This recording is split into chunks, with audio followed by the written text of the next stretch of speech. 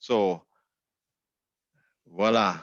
The first important communication is that we intend to record this long webinar in order to publish it on our website. Let us know if you are against it. We hope that you will be happy to to contribute to sharing information and knowledge about this important topic.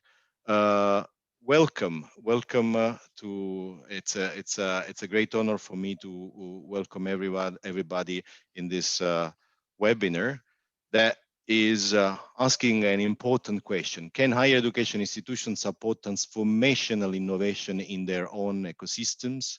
And we start with a very interesting case study that is that one in Karlstad of the Academy of Smart Specialization, which is jumping directly on the frontier of the policy dialogue. This is an important meeting for us. You can understand that because I have a red tie, but also because about 350 people registered to participate in the discussion, and because we have an important panel of speakers for the first opening session and for the rest of the day. If you want to join the discussion, you can use the Q&A function. You can chat with the panelists, and you can also tweet about us, tagging please the OECD local account on Twitter, and using the two hashtags. The one is GoHE, G-O-H-E, and the other one is a little bit longer, the Geography of Higher Education. But without further ado, let me give the floor to our important speakers. We have today for this opening session the director Lamia Kamal Shawi, that is the director of the Center for Entrepreneurship, SMEs, Regions and Cities at the OECD. We have Ms. Tina Hook from the Regional Council of Region Värmland in Sweden. We have Lars Christensen, who is the Vice Regional Director at the Region Värmland. And we have Karen Refgard, who is the Director of Research and Deputy Director at Nordregio. So thank you everyone for being with us today. Lamia, please, the floor is yours. Thank you so much. Good morning, everybody. Good afternoon, good evening. I'm very happy to be with you today for this for the launch of this very important report, and welcome to this webinar on the geography of higher education. I think we have an impressive group of speakers and participants. And of course, on my side, I would like to thank Mrs. Tina Hook, Mr. Lars Christensen, Director Karen Refgard from Norwegians, and all the other representatives from Värmland and from Sweden for their wonderful collaboration with us on this very important subject. So today, we are going to discuss the findings of our recent assessment of the Academy for Smart Specialization in Karlstad. The report contains important findings for the region, which we'll discuss in the first session of the day. But also it contains broader lessons for all regions around the world on how we can harness the power of higher education to drive economic and social progress.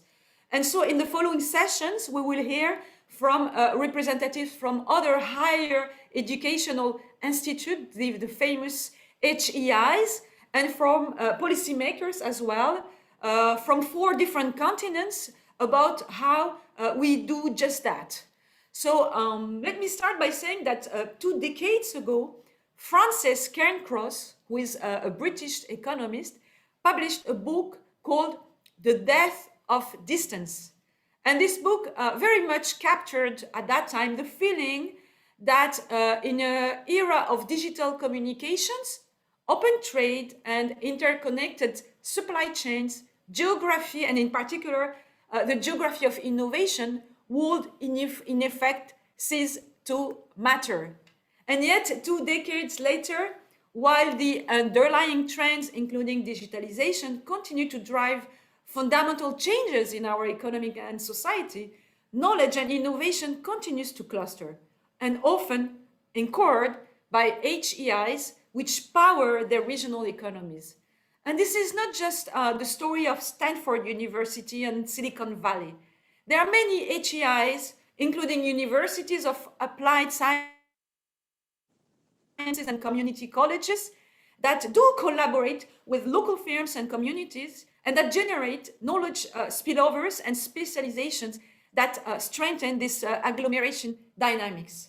So with the support of partners such as the European Commission, we have spent the past decade investigating this through our work on HE Innovate, which has generated a large body of evidence about the potential of entrepreneurial and innovation HEIs to contribute to sustainable and inclusive growth. And by the way, the work is available on the website. It has delivered, among other things, 13 national reports, including in countries such as Austria, the Netherlands, Italy, and Sweden, just to mention a few. So this new policy dialogue builds on that, on this work that we conducted in the past, and it looks at how HEIs can capitalize on their research and teaching activities to operate at the center of entrepreneurial ecosystem and work with local communities to tackle big issues. Developing a new narrative about the role of HEIs could play in society and economy means challenging and changing some preconceptions. It means thinking of successful HEIs not only in terms of excelling in their areas of specialism, but also in their engagement locally, in generating the skills, the ideas, the economic partnership that are really the engine of local economic development. It also means new ways of working for policymakers. To be successful, higher education policy needs to work in tandem with industrial policy, with innovation policy, with skills policy, with urban and rural policy, with healthcare policies. Just think about the important role played by the university hospitals in this pandemic, or as we are discussing today, smart specialization strategies. So, an enhanced local mission for HEIs does not mean that we should limit their ambition to lead their field or participate in a global partnership. The connections and innovation brought through cutting edge ventures remain hugely important. Instead, this is about ensuring that those institutions operate more as a bridge, connecting those innovations and partnerships with local firms, with local workers, and with local institutions. In short, they can bring innovation home. But only this can happen only if we can get the incentives right. And here, too often, the way in which the work of researchers is assessed and rewarded depend mainly on or only on the number of publications on international academic journals and citation, and not by their capacity to feed innovation into local ecosystem. We have been saying that for a very long time, but the changes have not yet happened. So the beauty of the Academy for Smart Specialization at Karlstad University in Sweden is how it is driving more effective regional collaboration. This is really a benchmark. The Academy springs from the long-lasting collaboration between the University of Karlstad, which is a regional champion for innovation, and the regional government of Värmland. So on the one hand, the Academy provides intelligence and research capabilities to the regional smart specialization strategies. And on the other hand, it generates new platforms and incentives for the local academic community to collaborate with regional stakeholders and focus research efforts on issues that are really relevant for the region itself. And the Academy has created an interdisciplinary platforms that provide tailored research activities to regional stakeholders, including specific training programs. A very relevant example of this is the Gender Academy, which is part of the Smart Academy, which has mainstreamed the discussion on gender issues in all productive specialization, featuring Värmland economy including forestry and other resource-based sectors. So as a result, Varman's smart specialization strategy has become bolder and more ambitious, deploying innovative new approaches to support new industry, new specialization, and skill that will eventually transform the regional economy. So a good example of this is the digital adaptive manufacturing for Industry 4.0 Center. What is it? This is a new interdisciplinary research center created by the academy itself that promotes smart manufacturing in large-scale industry, including steel and pulp and paper. This is not only about business, it's also about society. And for instance, the digitalization of welfare services specialization, also supported by the academy, has developed and tested digital welfare services in care facility environments and in close collaboration with the users. And this has helped deliver more effective care services, which have supported the response to the COVID-19 emergency environment. So this is really, really relevant and impactful. The Academy of Smart Specialization has a bold and exciting missions, but still it has some challenges ahead. For instance, the Academy needs to strengthen its capacity to attract fundings from the business community, including from the SMEs, as well as its connection to the global value chains shaping the regional economy. Going forward, it will be really important to keep the momentum going and make the academy a visible landmark at the national, at the European, and at the international level, and at the OECD, we will make our part. So, dear participants, we have organized this event because we think that the example of the Academy of Smart Specialization provide really an excellent case study of what is possible when HEIs become more engaged in local economic development. But also because we want to broaden the debate. We want to broaden the debate about the different ways in which we can support cooperation among HEIs to drive better outcomes in the public sector, in the business, and in the society. And I believe this is particularly relevant during the current crisis. Many HEIs have provided critical support to communities during the pandemic, not only through the direct involvement of university hospitals in critical care, but also in providing food and shelter to the poor, psychological support to healthcare operators, and even in some cases, cultural services, and we know how much it's important, and even yoga classes on YouTube, for instance. We have seen so many examples in this. HEIs, they can and they should also be catalysts for the recovery. They should not be overlooked in the recovery process. And this is something that we should say loud to government. Through the knowledge of their regional ecosystem and their networks, HEIs can help design and implement really ambitious recovery plans. They can work with businesses to improve management practices, adopt technology and recruit graduates, and they can generate and attract new firms and investment in their specialized fields, which is so much needed today. This OECD report, prepared in close collaboration with North Region, represent the first of this series of new policy assessments in which the OECD Center for Entrepreneurship, SMEs, Cities and Regions works to support innovative policy solutions that connect HEIs with local firms, workers, and institutions. So we will continue working on this important issue, the geography of higher education, to create a new international forum that will engage HEI representatives, policymakers, businesses, and civil society, because we want them to work together to share best practice and make HEIs central to regional growth. So I really invite you to join this new important project. Rafael Trapasso is in charge of that. Please do not hesitate to contact him should you like to be part of it. And now I'm going to stop here.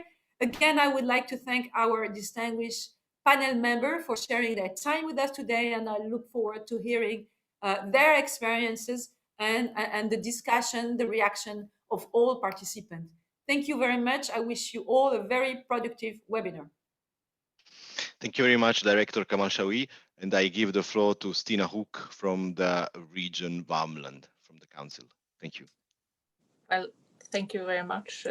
My name is Stina Höök, and I'm a member of the Regional Executive Committee and President of the Regional Development Committee.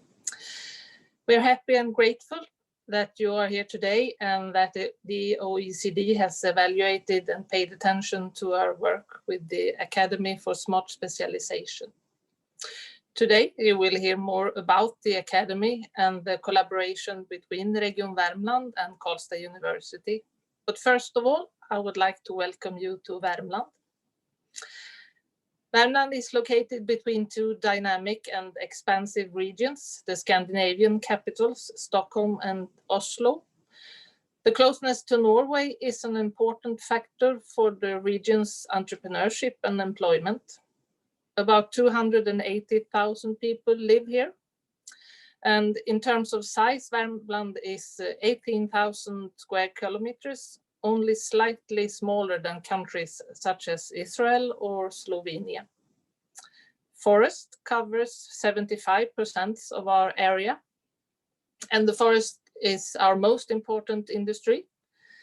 Many of our companies, not least within the paper and pulp sector, have a long history of being established on the global market. In our region, we have Karlstad University, which is an important and obvious partner for us in Region Värmland. Since its start in 1999, there has been a will, regardless of political majority, to support the development of Karlstad University. However, we have experienced that national interest in funding research at these younger universities has not been strong enough. Therefore, we have strived at the regional level to direct our funding so that it benefits the university, the region, and particularly the businesses. But we do not want the university to only focus on Värmland. For us, it's important that Karlstad University conducts research of excellence and is strong internationally. The university plays an important role in internationalization in Värmland in order to bring in new ideas, new knowledge, and increase diversity in a positive way. We, the politicians, have decided to co-finance the research and innovation project at Karlstad University. We have done this for 2 5-year periods, and for each period we have set aside 50 million Swedish crowns, about 5 million euros. It's a lot of money for a small region like Värmland. But over time, we see that the money makes a difference. So this makes both research and teaching at Karlstad University more relevant to Värmland's businesses, as well as for our whole society. We are proud and grateful that OECD has observed the long-term and successful collaboration between Karlstad University, the businesses, the municipalities, civil society, and us at Region Värmland. Our hope is that thanks to this webinar, we can find like-minded universities, regions, and clusters around the world to share experiences with and to collaborate with. We welcome you here today digitally, but we also welcome you here in near future, hopefully to build friendships, trust, and collaborations that can develop our societies and contribute to global sustainable development. Thank you. Thank you very much, Stina Hoek. And now the floor goes to Lars Christensen, who is the Vice Regional Director. Thank you. Thank you very much. Yes, my name is Lars Christensen, and I'm also based in Värmland, right in between Stockholm and Oslo. I don't know about you, but I kind of carry still a self-image of being young and promising. But I'm actually here today to give you a historical long-term perspective on our collaborative work with Karlstad University and the competitive business sectors here in Värmland. As of today, I work as a Deputy Chief Executive in Region Värmland with a special responsibility for regional development. And I've been in the field for the last 20 years as a consultant or as an executive. I would like to highlight two among many important lessons that we have learned from our efforts to strengthen our innovation capacity and build a competitive region within the framework, I would say, of an increasingly knowledge-based and global economy.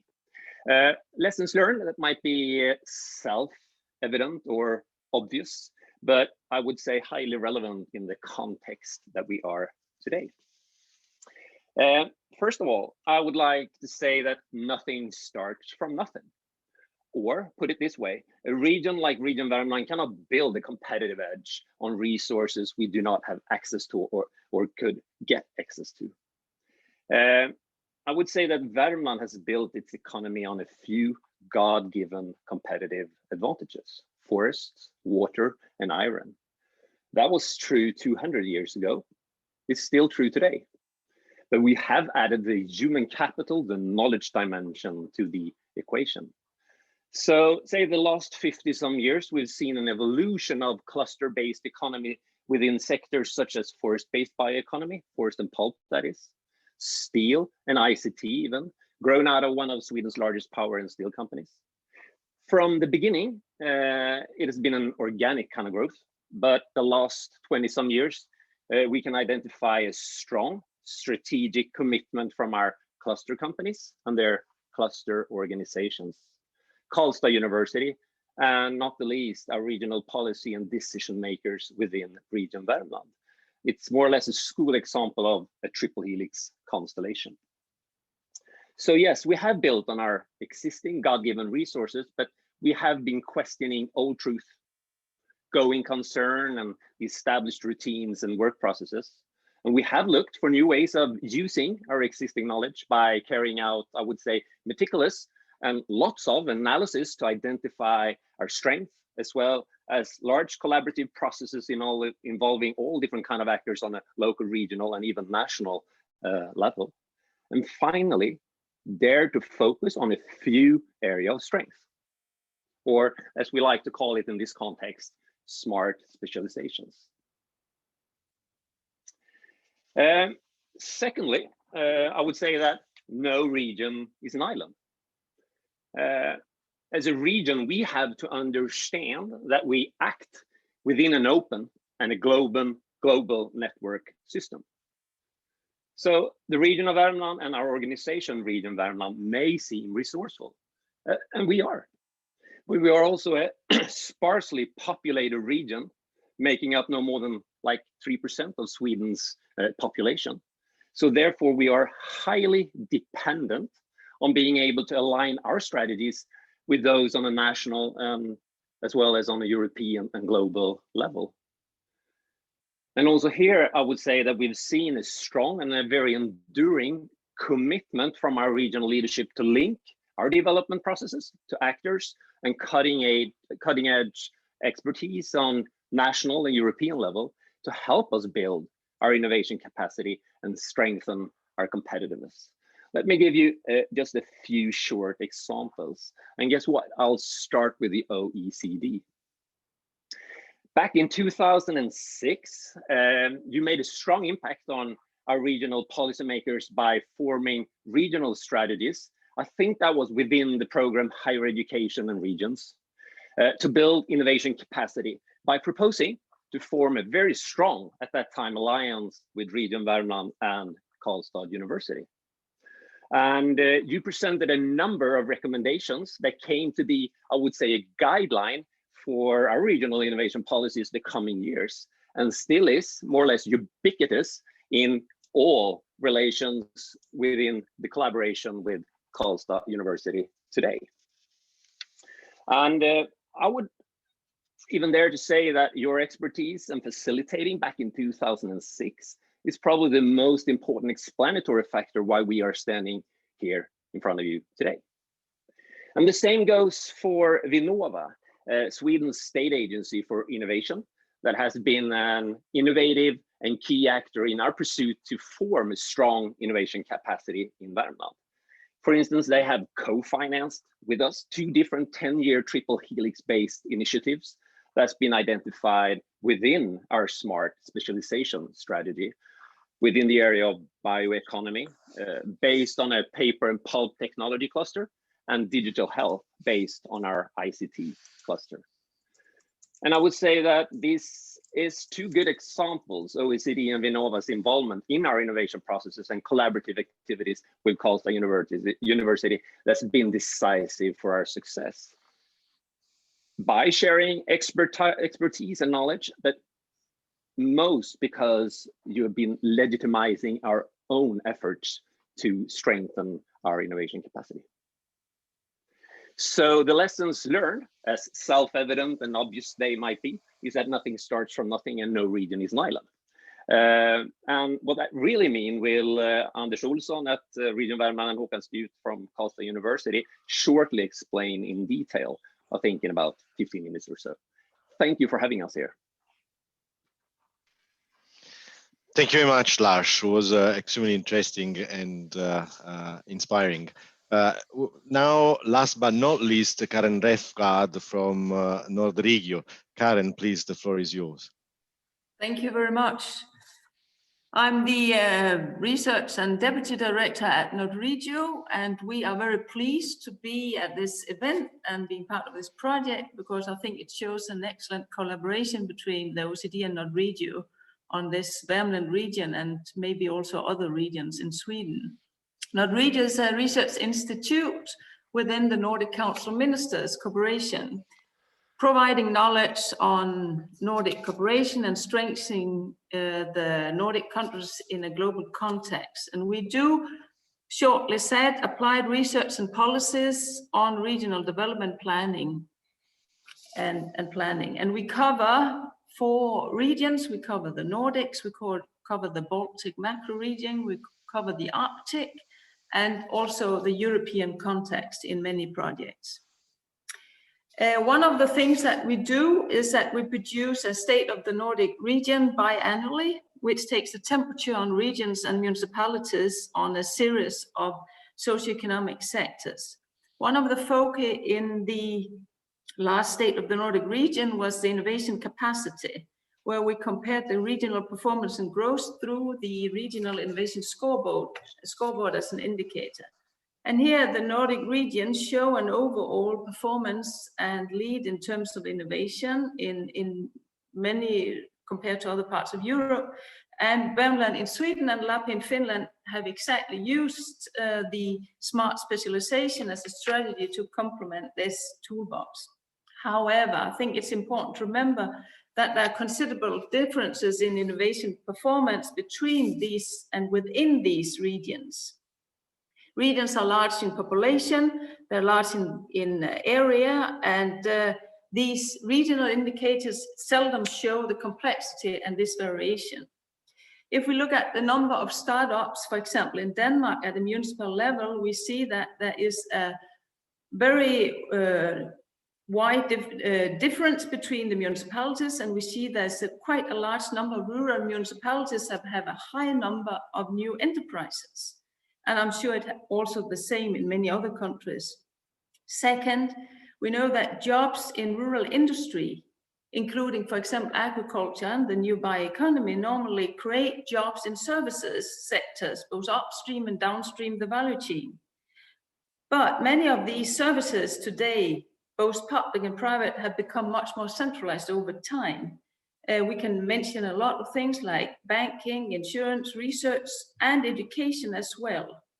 And we also have seen that in Denmark, where the universities, for example, has centralized a lot over the last 2 decades. This leads to some of the reflection I have on the excellent, I would say, ongoing work led by the OECD on HEI. My reflections are based on some of this later research at Nordregio, which I hope can to some extent benefit the future development of the work. The first point I want to make is on location. As we know, the startups in rural areas are high, and higher often than in urban areas, I'm sure we can see that the entrepreneurial activity are in many rural municipalities. And we have to consider the location of the university education in this. And today, with the increase of capabilities and the digital transformation, making physical location of decreasing importance, one can think much more about satellites and multiple places for teaching and related research. The second point is related to the needs for skills and education in rural areas. We have an immediate need to provide skills to reskill unemployed in many rural regions. And we know also from our work that there's a lot of threats due to automation. It is therefore necessary to attract the skills to those regions and to upskill the existing labor force there. Finally, there's also a mismatch in the labor markets in many of these more rural regions. There's a lack of interest in vocational training. There's a need for more students in the so-called STEM area, science, technology, engineering, math, maybe also humanities. And there's, as also was mentioned later, of course, there is an importance of recruiting international talents in order to stay globally competitive in these core sectors. And that leads me to the third point, which is the potential. There is a large potential in many rural regions at the moment. We have the new bio and circular economy, where we have a lot of potential and a lot of opportunities. We know that these bioresources, as example given in Värmland, are located there, whether they're green or blue. And we know we have a lot of skilled people engaged in the utilization. And we know we have a lot of build up knowledge at the areas as well. But with needs for much more upskilling in the areas connected to the new types of processes. These issues, together with this continuous centralization that we're seeing of many public and private services, means that rural areas have not received the full benefit of this innovation we are talking about, and it is decreasing. Therefore, I think it's important that we have an increased focus on the decentralization supporting innovation and entrepreneurship in this work as well. And by that, I'll end. And thank you, OECD, for inviting us into the work. It's excellent. And I know my colleagues, researchers, have really enjoyed the work. We think there are a lot of synergies between the OECD and Nordregio. We work on the same topics and problems. We work on with many of the same methods and approaches, and we are working together on evaluations. So I hope we'll be able to continue our joint work, and I'm very looking forward to the day to hear more about the practical experiences from it. Thank you. Thank you very much, Director Refgard. It was a pleasure for us as well to work with Nordregio. So this is the end of this first opening session of today's webinar. Let me thank again our panelists. It was a pleasure and very interesting hearing from you. We are now moving to the next session. And the next session will benefit for the participation of the masterminds of the Academy for Smart Specialization, two people that I had really the pleasure to meet and work with. So let me introduce you Anders Olsson, that is the Enterprise Innovation Manager at Region Värmland in Sweden, and Håkan Spjuth, who is the head of external relations and at the University of Karlstad, but also the CEO of the University Innovation AB. So, Anders, Håkan, the floor is yours. Thank you very much. Yes, thank you so much, Rafael, and thank you very much for the introduction from the panelists. It was very interesting and nice to hear. And a special thank you to Karin Refgard, who made the connection between us and OECD. That was great, Karin. Many thanks. I will now start to share my screen with you, so please have patience. So I hope you can see my blue slide here. Getting it up into presentation mode. So my name is Anders Olsson. I'm manager of Smart Specialization at Region Värmland, just as Rafael introduced me. Thank you for that, Rafael. Just to give you a glimpse of how it can look like in Värmland, and it's not like in the lower right corner today. It's more like winter, beautiful winter weather outside today. But regarding Värmland, we are quite a small region when it comes to the size of regions in Europe. We are just 280,000 inhabitants. You can see that to the left, we are part of a strong minus innovative region in the European Regional Innovation Scoreboard. So we are somewhere in the middle among the European regions, and the same comes because we are a middle income region in Europe.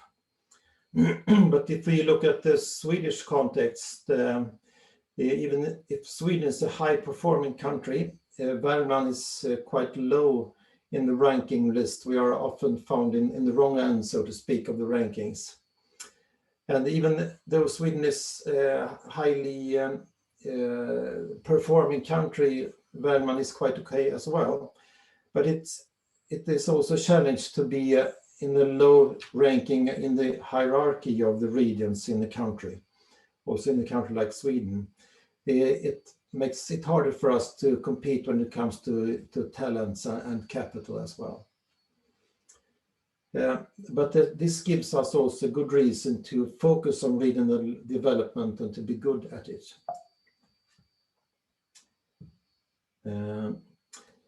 This is our Smart Specialization strategy, and we claim that Smart Specialization for us is smart. It's about smart ways to organize and develop existing regional assets in order to create value for users and society.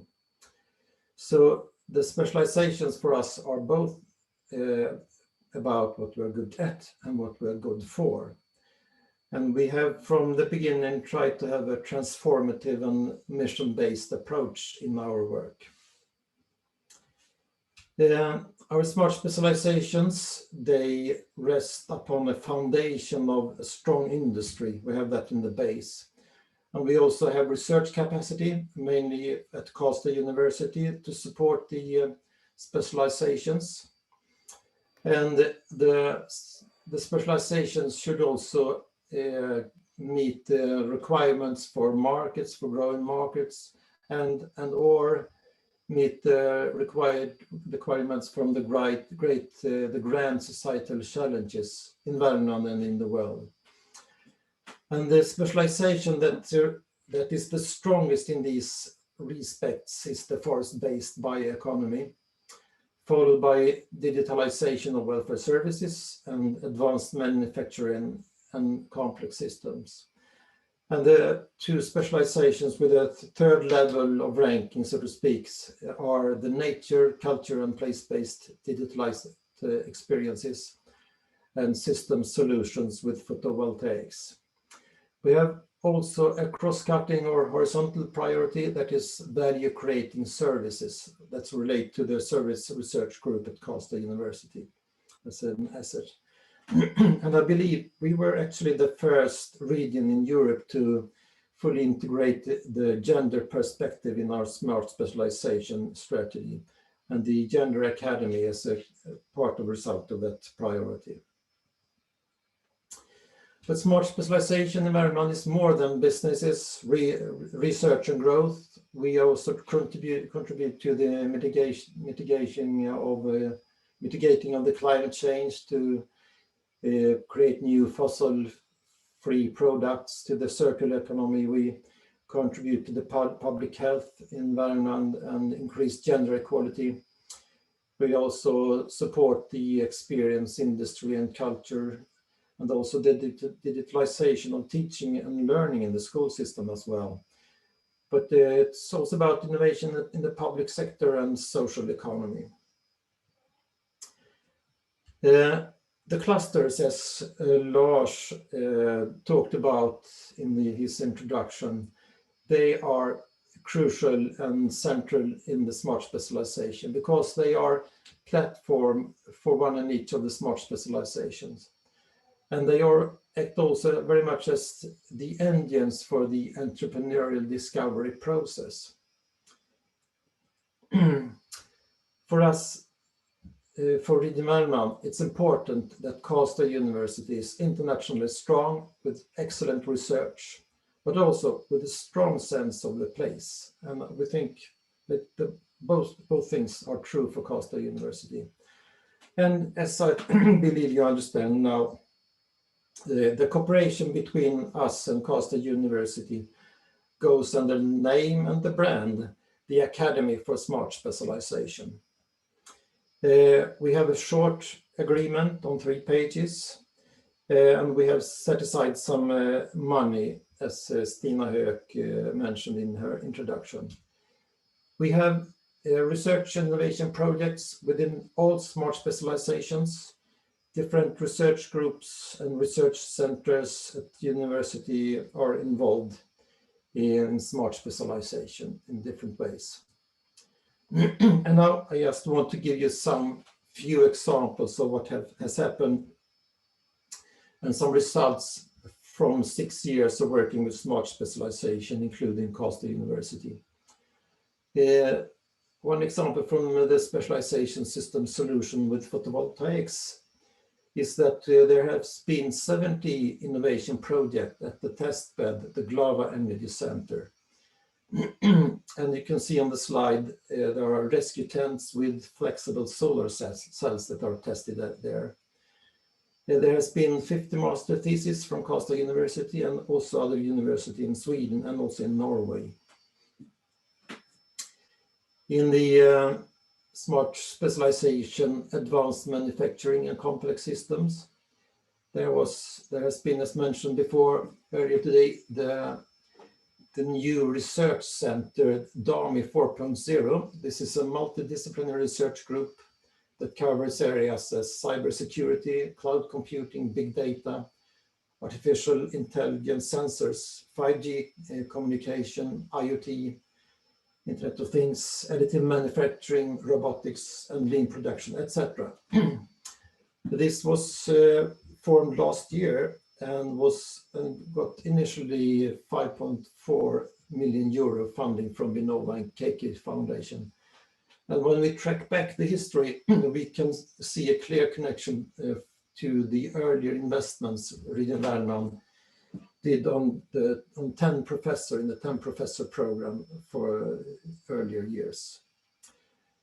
The digitalization of welfare services specialization. There, the Vinnova's Windex program got a part of this specialization 2019. More than 50 entrepreneurs has received support from this specialization. And last year, on a very short time basis, it was an accelerator and venture fund established with the name Digital Ventures. And our highest priority, the forest-based bioeconomy. There we started off 6 years ago from virtually non-existing startup environment. It's a no traditional mature industry, which is not that very entrepreneurial. That we now have great national and international interest in starting bio-based companies with the help of our accelerator with the name Sting Bioeconomy. And during this period, we have developed a network of test beds that are scattered out in the regions, many in rural areas. And they collaborate with each other and also with Costa University and with RISE, the National Research Institute. And during this period, we have also seen extensive industrial investments in the scale like that you can see on the slide here. Well, what have we identified as success factors in our case? Yes, it is that we started earlier, as Lars mentioned, already in the turn of the century. We have been building trust. We have built community or communities with a common understanding of what we're doing, and we have built sound institutions. The cooperation between the Region Värmland and Costa University is not that very much related to a contractual relation or to transactions. We more work embedded in each other with great understanding of each other's organizations. And it's also about understanding and respect for the three cultures that are quite different in the triple helix constellation, and understanding of their different incentives in the researchers, the business side, and the public sector.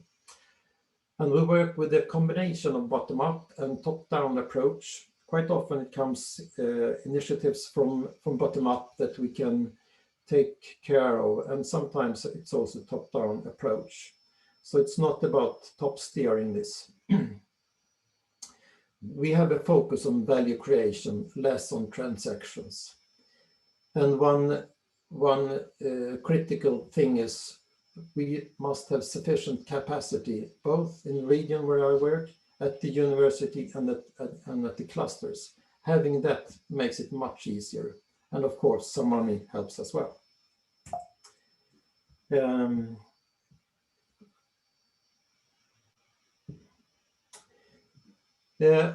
Another aspect that we have been working quite vision driven. We have in cooperation formulated common visions for the specializations, and that has attracted the organization, but also the people's heart as well, in making good in cooperation.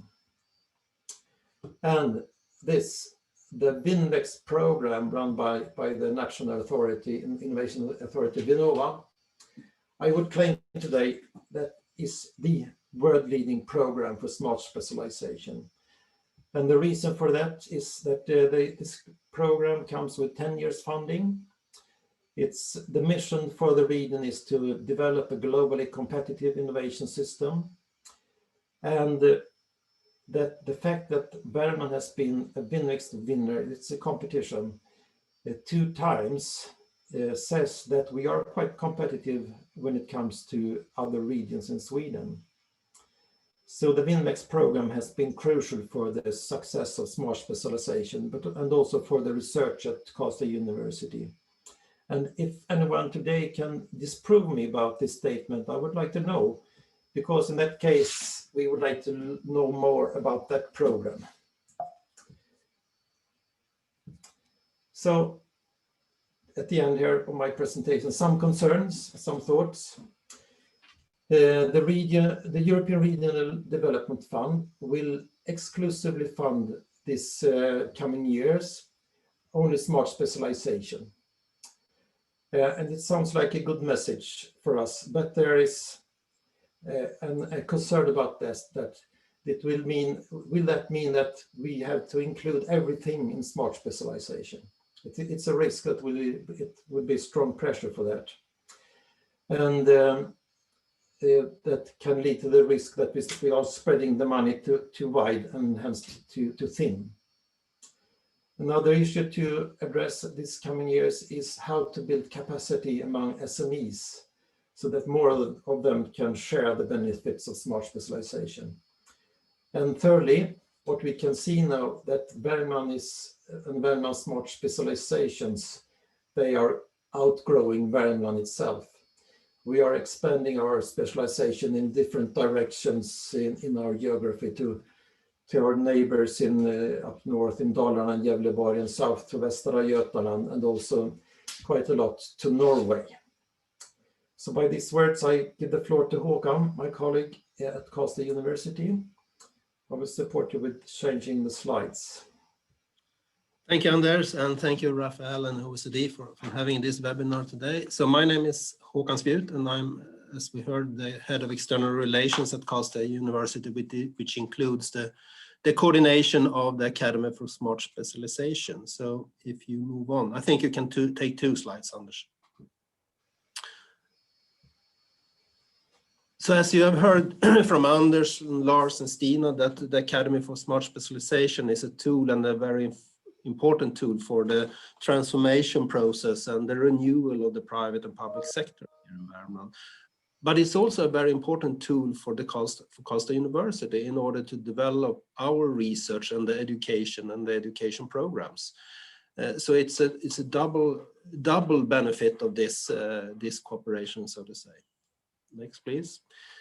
And you have seen this model from Anders' presentation. So we have the specializations as Anders described, and within the specializations we have different kind of research and innovation projects that is led out by our research groups. But the actual sort of key in this model is the platform, where you can see in the bottom, where we have the joint steering and governance between Karlstad University and Region Värmland, led out by our Vice Chancellor and the regional councillors, Stina Höök and her colleague. And we also have the operational drive from that platform, where we have the coordination of this Academy for Smart Specialization led out by Anders and myself.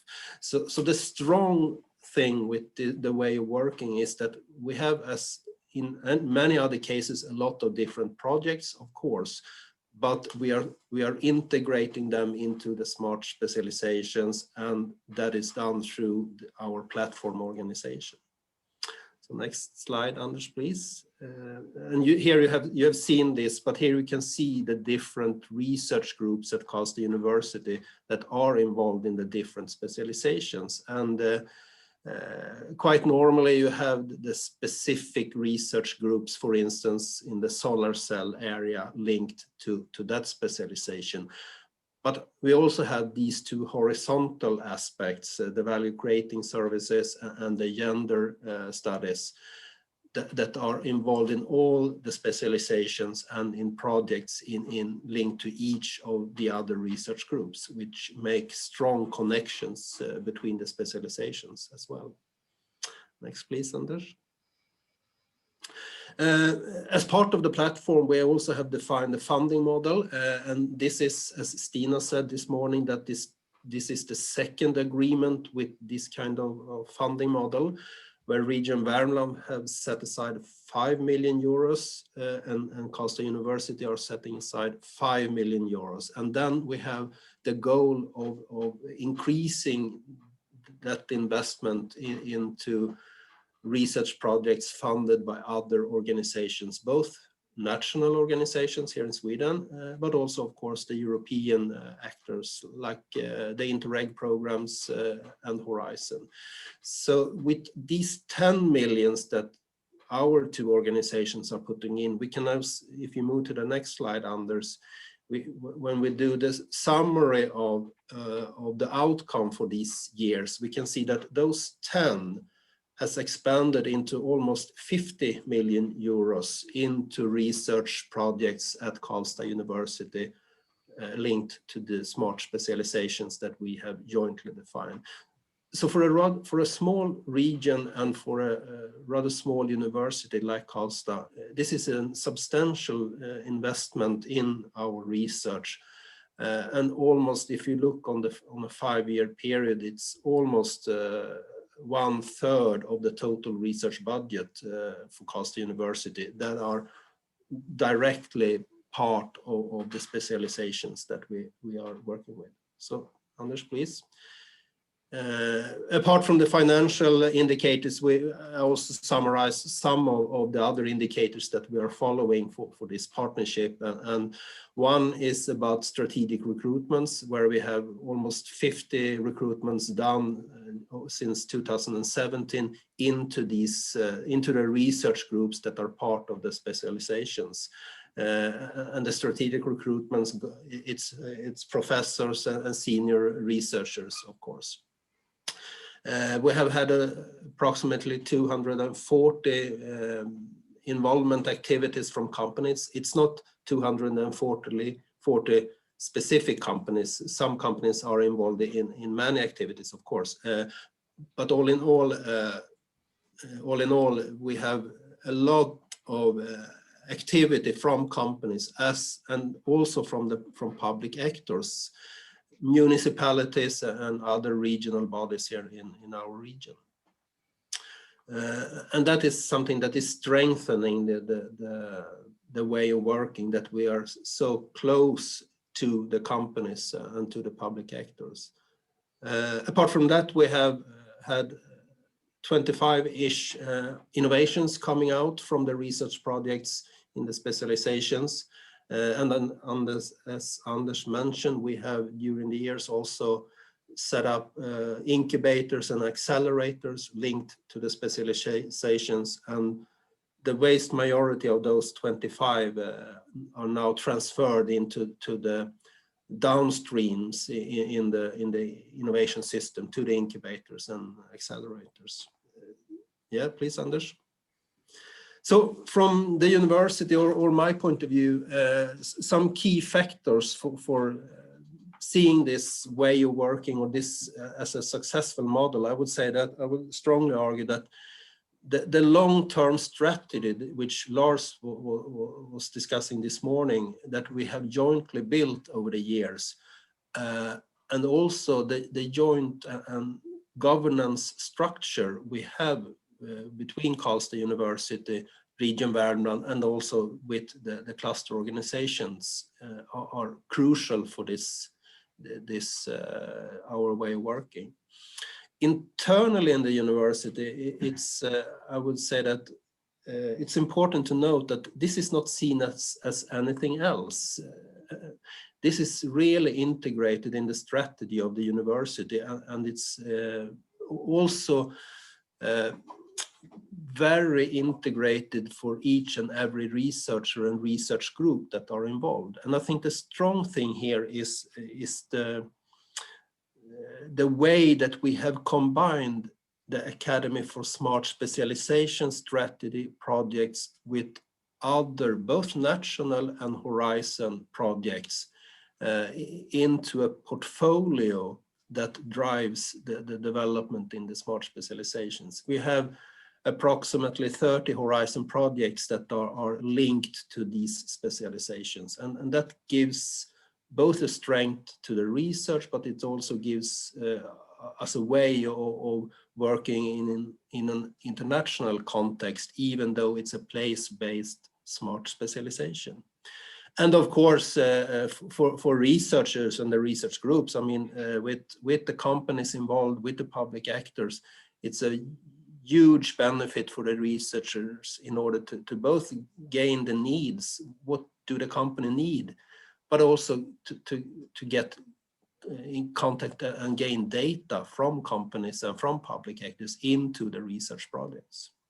We also see very clear connections to the development of the education programs at the university. Of course, the theoretical parts, but as Anders mentioned, also linked to thesis works and project works for students, where they directly are part of the smart specializations. So to summarize everything, I would say though that if I were to summarize this in one word, it would be trust. The trust that we have built up over the years on all levels, on the senior management level with the regional counselors, vice chancellor, on the operational level for this cooperation, and on the project levels where we have companies and public actors clearly involved in steering groups and in project activities. And I think the combination of the trust on all levels is the key for our success. Thank you. Thank you very much. Thank you very much, Håkan. And we will broker contacts with the Academy for Smart Specialization and with our friends, Håkan and Anders, with anyone that is interested in cooperating, getting in touch with them. Now let's frantically move to the next session. We are 10 minutes ahead of schedule. But the next session is the first round table of the day. I have the pleasure of moderating the discussion with 3 stars, if you allow me, of this discussion about smart specialization, regional development, and the connection between industry and business and universities. So let me introduce you Dominique Forêt, who is the director of the chaire en économie et management de l'innovation à l'École Polytechnique de Lausanne in Switzerland. Hello, Dominique. Thank you for being with us. Margherita Russo is professor of economic policy at the University of Modena in Italy, in the earth of the Motor Valley. Hello, Margherita. Thank you for being with us today. And last but not least, Professor John Goddard, who is Emeritus Professor of Regional Development Studies at the Newcastle University in the United Kingdom. I understand you are now in Birmingham, if I'm not wrong. So thank you for being with us today.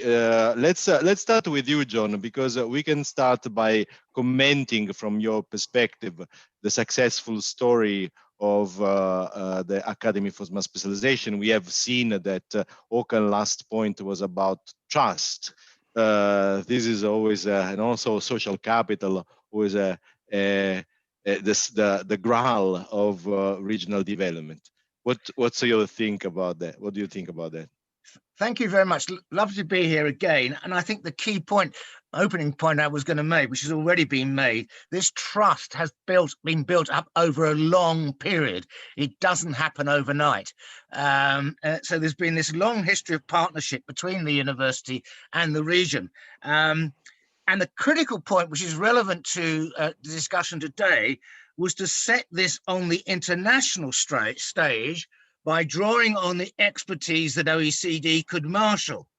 And central to what you've been doing in your team, and OECD has done over a number of years, is drawing together the silos in policy making and practice around, on the one hand, higher education, another one, research and innovation, and a third, as it were, on territorial development. And those silos still persist today. And I think that's a real challenge in this area. And so way back in 2005, the OECD program on the role of universities in city and regional development was invited to take place in an international self-evaluation and peer review of the Värmland Karlstad partnerships. That's a long while. And they were bold enough, even in the early days, to actually say we need to plug into the international body of expertise here. And the themes of those OECD reviews remain relevant to today. Regional innovation, which we've heard a lot about, human capital and skills, social and cultural development, and regional capacity building. Those were the 4 pillars of those reviews way back. And if we unpack the capacity building phrase, my colleague Louise Kempton's, I'd unpack that in terms of its generative capacity, not only to generate new knowledge through research, but its absorptive capacity, the ability of that be absorbed by the region, by businesses.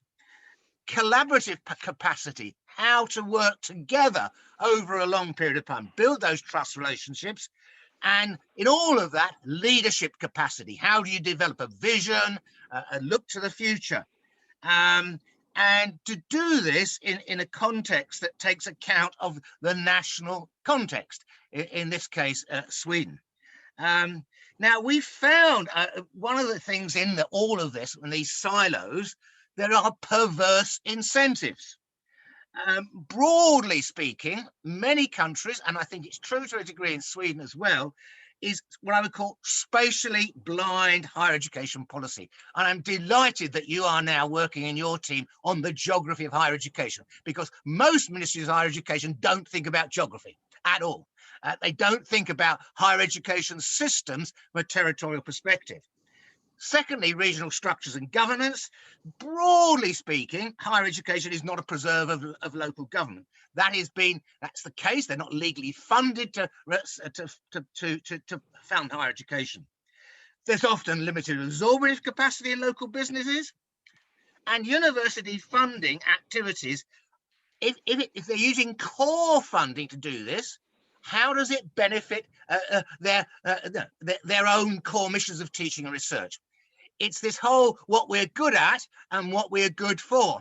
How does doing good regional engagement also register as being good at in terms of academic standards?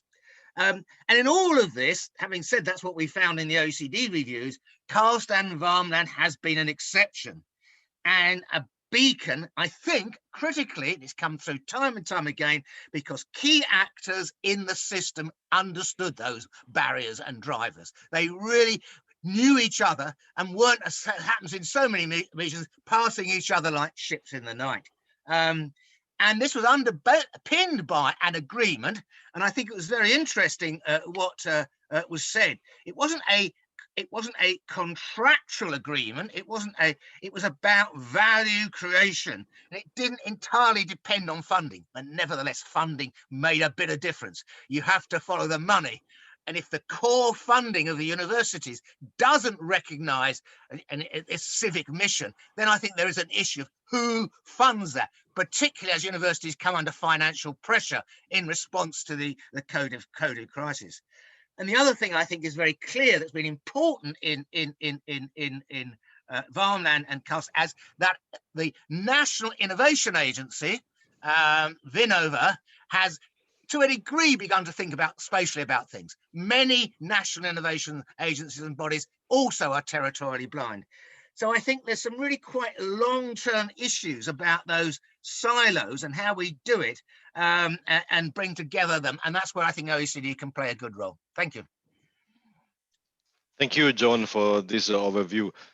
Dominique, you are one of the fathers of the Smart Specialization strategy in Europe.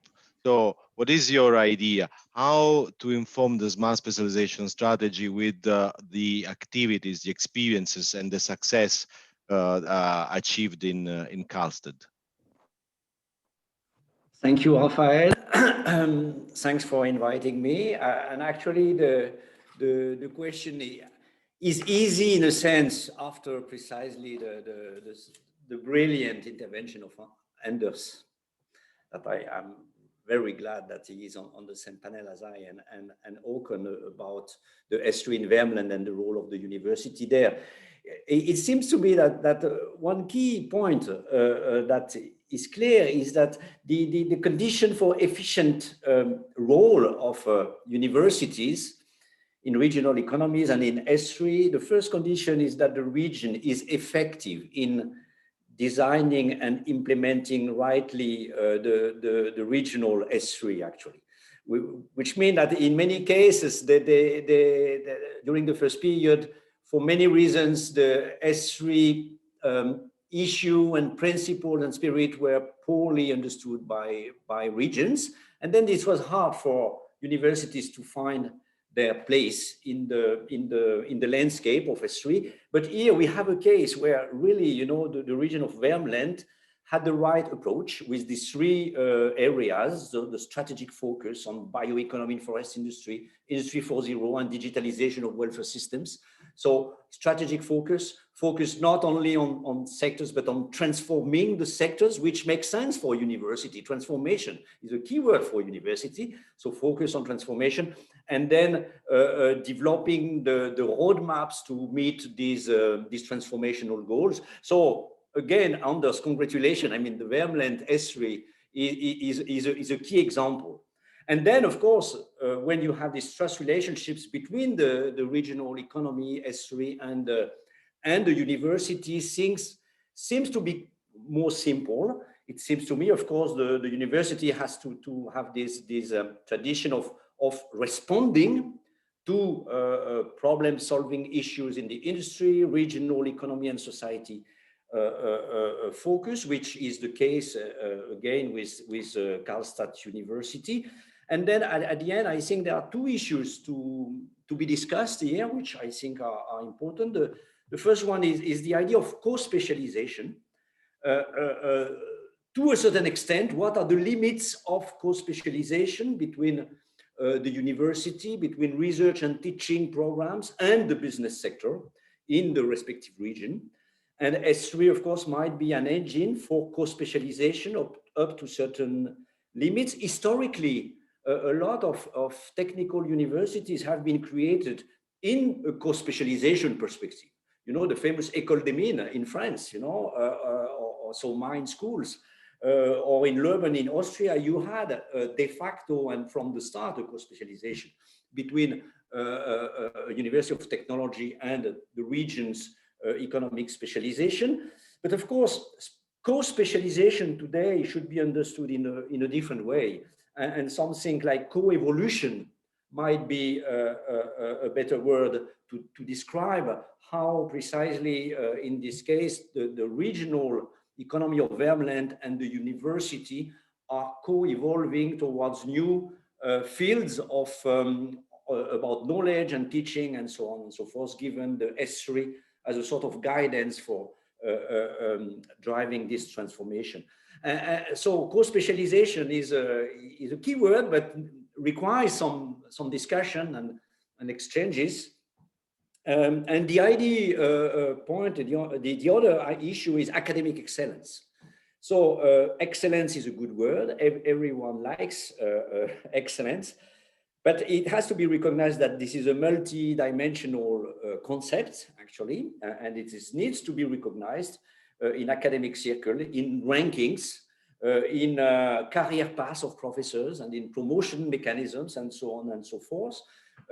My own observation is really that some universities in some regions have played a so key role in supporting and coordinating the S3 regional strategy by supporting SMEs, connecting the different kind of stakeholders, that they have reached a level of excellence in a certain dimension, which might be not to publish in the top journals, but has a great impact on regional economies. And so this notion of excellence has really to be recognized and then to be translated again in many ways in the ecosystem of universities. Thank you very much, Dominique. This point about co-specialization and co-evolution, as I said, is very important, and it is a self-discovery also of the specialization that are needed. No, the Hirschman would say that there is a need of a hiding hand that protects that value the creativity of the actors without in this case Karlstad can help because is a model that we can feed into the international debate. But Professor Russo, you come from the Sweden of the South, the Emilia-Romagna region, which is also known for the high level of trust, high level of organization. You are an expert in broad-based innovation systems. You are very connected to the story of the industrial districts in Italy, and could you tell us from your perspective again what is that you see that is scalable in the experience of Karlstad, and what is that what you need to generate this co-specialization, this co-evolution between the industry and the productive sector, based on your experience in automotive at the international level as well. Thank you.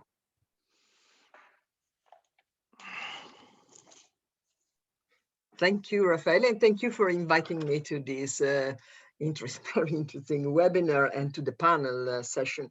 Well, I would start from saying that, well, it's interesting to present the experience from the point of view of Emilia-Romagna, the Sweden of the South.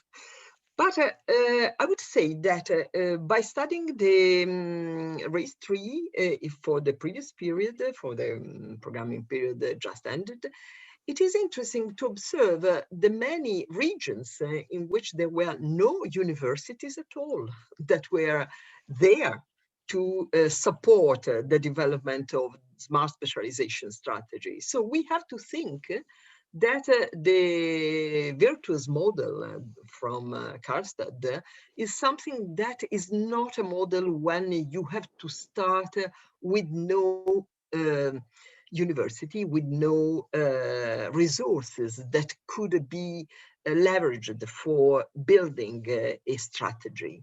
So I think that we have to think that to some extent, at least Europe needs to balance a situation in which we focus very often on the success stories, but we should consider why not success stories are such.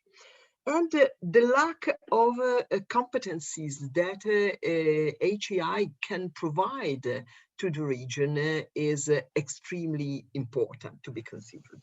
So I want to focus on a couple of issues. The previous panelists have said very important comments on what is relevant for smart specialization strategy and the role of HEIs. I want to focus on how to build the capacity of SMEs.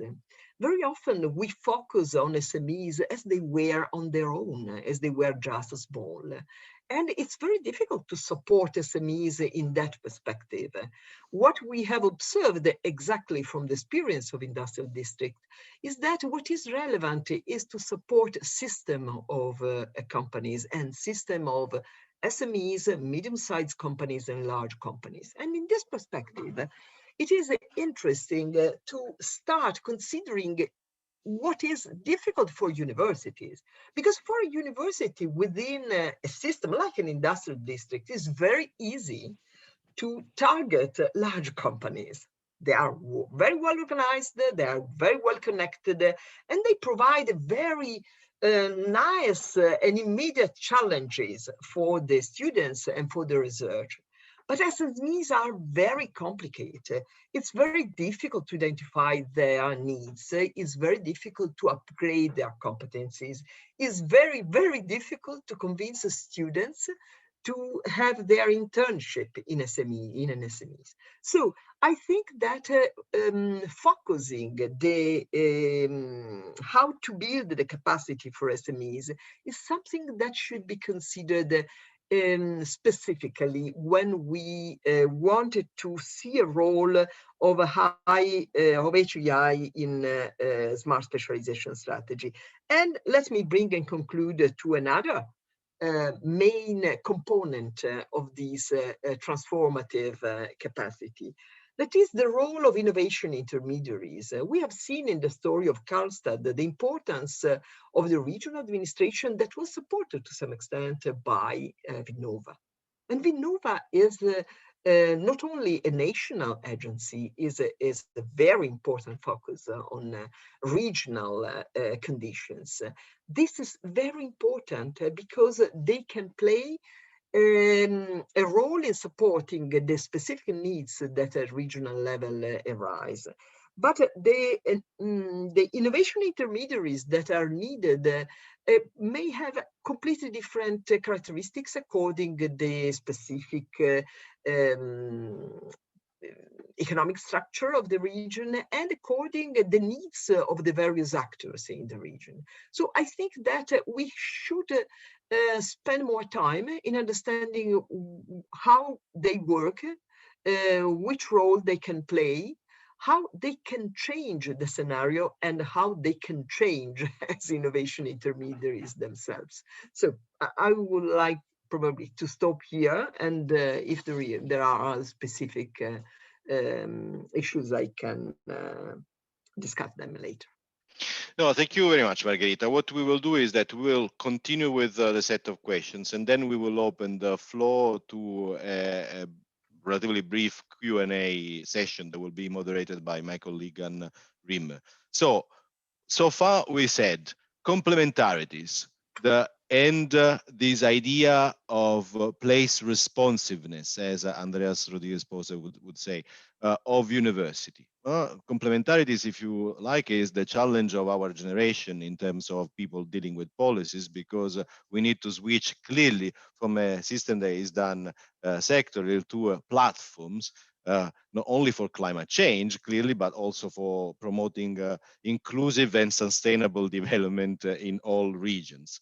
Then this idea of coevolution, and I think that both Dominique and Margherita were more focusing on the capacity of higher education institutions to adjust their activities, so incentive compatibility, to the needs of the regions, the actors, become technical schools with two heads, one listening to the needs of the territory, and the other one connected to the innovation frontier with the research frontier. This is a little bit always the problem. And then this point of Margherita, that how to connect SMEs or supply chains to higher education institutions, to national and regional platforms. The point of Innova was very important in order to be sure that we are operating inclusively, so that all this broad-based approach to innovation. The OECD just published a report about that, about the importance of having innovation systems that are inclusive, because and this idea of the Swedish with the helixes is the innovation doesn't come only for university, but university is an important broker to connect the different levels. Now, we saw Karlstad, and we saw also the problems emerging in Karlstad. On the one hand, you have you need to better connect with business, and on the other hand, you need to better connect with the international level, because the competitiveness of Karlstad is not only depending on what they do locally, but also on the decision taken in Stockholm, in Helsinki, in China, etc., etc. So, Dominique, how do you see this problem? So now we understood, as the next generation of smart specialization will need to be complementarity, more complementary with other policies, and able to connect with the global value chains. Is it possible? What is that you see as key challenges for that? You're muted. I said merci, Raphael. It's a key question. This tension between being at the research frontier and responding to local needs. So this is actually a crucial issue, and I like to now talk from my position, being based in Switzerland actually, and Switzerland, had a specific response on this, which has been to support a clear functional differentiation between academic universities and University of Applied Science. And I think this is a key experience. So I can tell you on that for 5 minutes. So the introduction of the University of Applied Science were done in 1995, actually. And the principle was that this University of Applied Science would have a very distinct role and missions, different from the academic universities, with specific mandates. And the specific mandates in the law was to prepare students for vocational or professional activities, and was to undertake applied R&D to support regional innovation systems. And this worked very well, actually, in a sort of Swiss sense, And now econometric studies and empirical research studies show the effect of the University of Applied Science on the quantity and quality of innovation in the regional economies in the canton where these UAS are based. And so these studies have shown, that the establishment of University of Applied Science whose essential goal is to conduct and to teach applied research has a causal effect on regional innovation performance. And so the lesson from this policy experience, I think this is but this is something we have to discuss. And yet this is really my Swiss feeling that, the importance of specific profiles of universities to serve and meet regional innovation needs through specific educational and applied research collaboration, particularly oriented towards SMEs, clusters in regions, and so on and so forth. And so the conclusion of the study which has been done is that the University of Applied Science constitute an efficient means to foster and more evenly distribute innovation activities across a country. Because before, before the University of Applied Science law and reform, we had the École Polytechnique Fédérale, looking at the global scale on the global map and totally ignoring the regional economies, in Valais, in Vaud, etc., etc.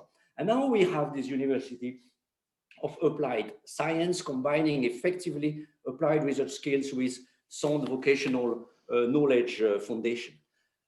So I think it's very good. In Switzerland, this is a very good experience and very rich and promising insights. Now there is a policy challenge here, which is about managing the trend towards academization, which means that the University of Applied Science constantly would like to become academic universities and through the development of doctoral programs, for example, so that they can recruit PhD students. They can't do that now. Or also they complain that they cannot, they are not very well treated by the Swiss National Science Foundation in terms of grants and so on and so forth.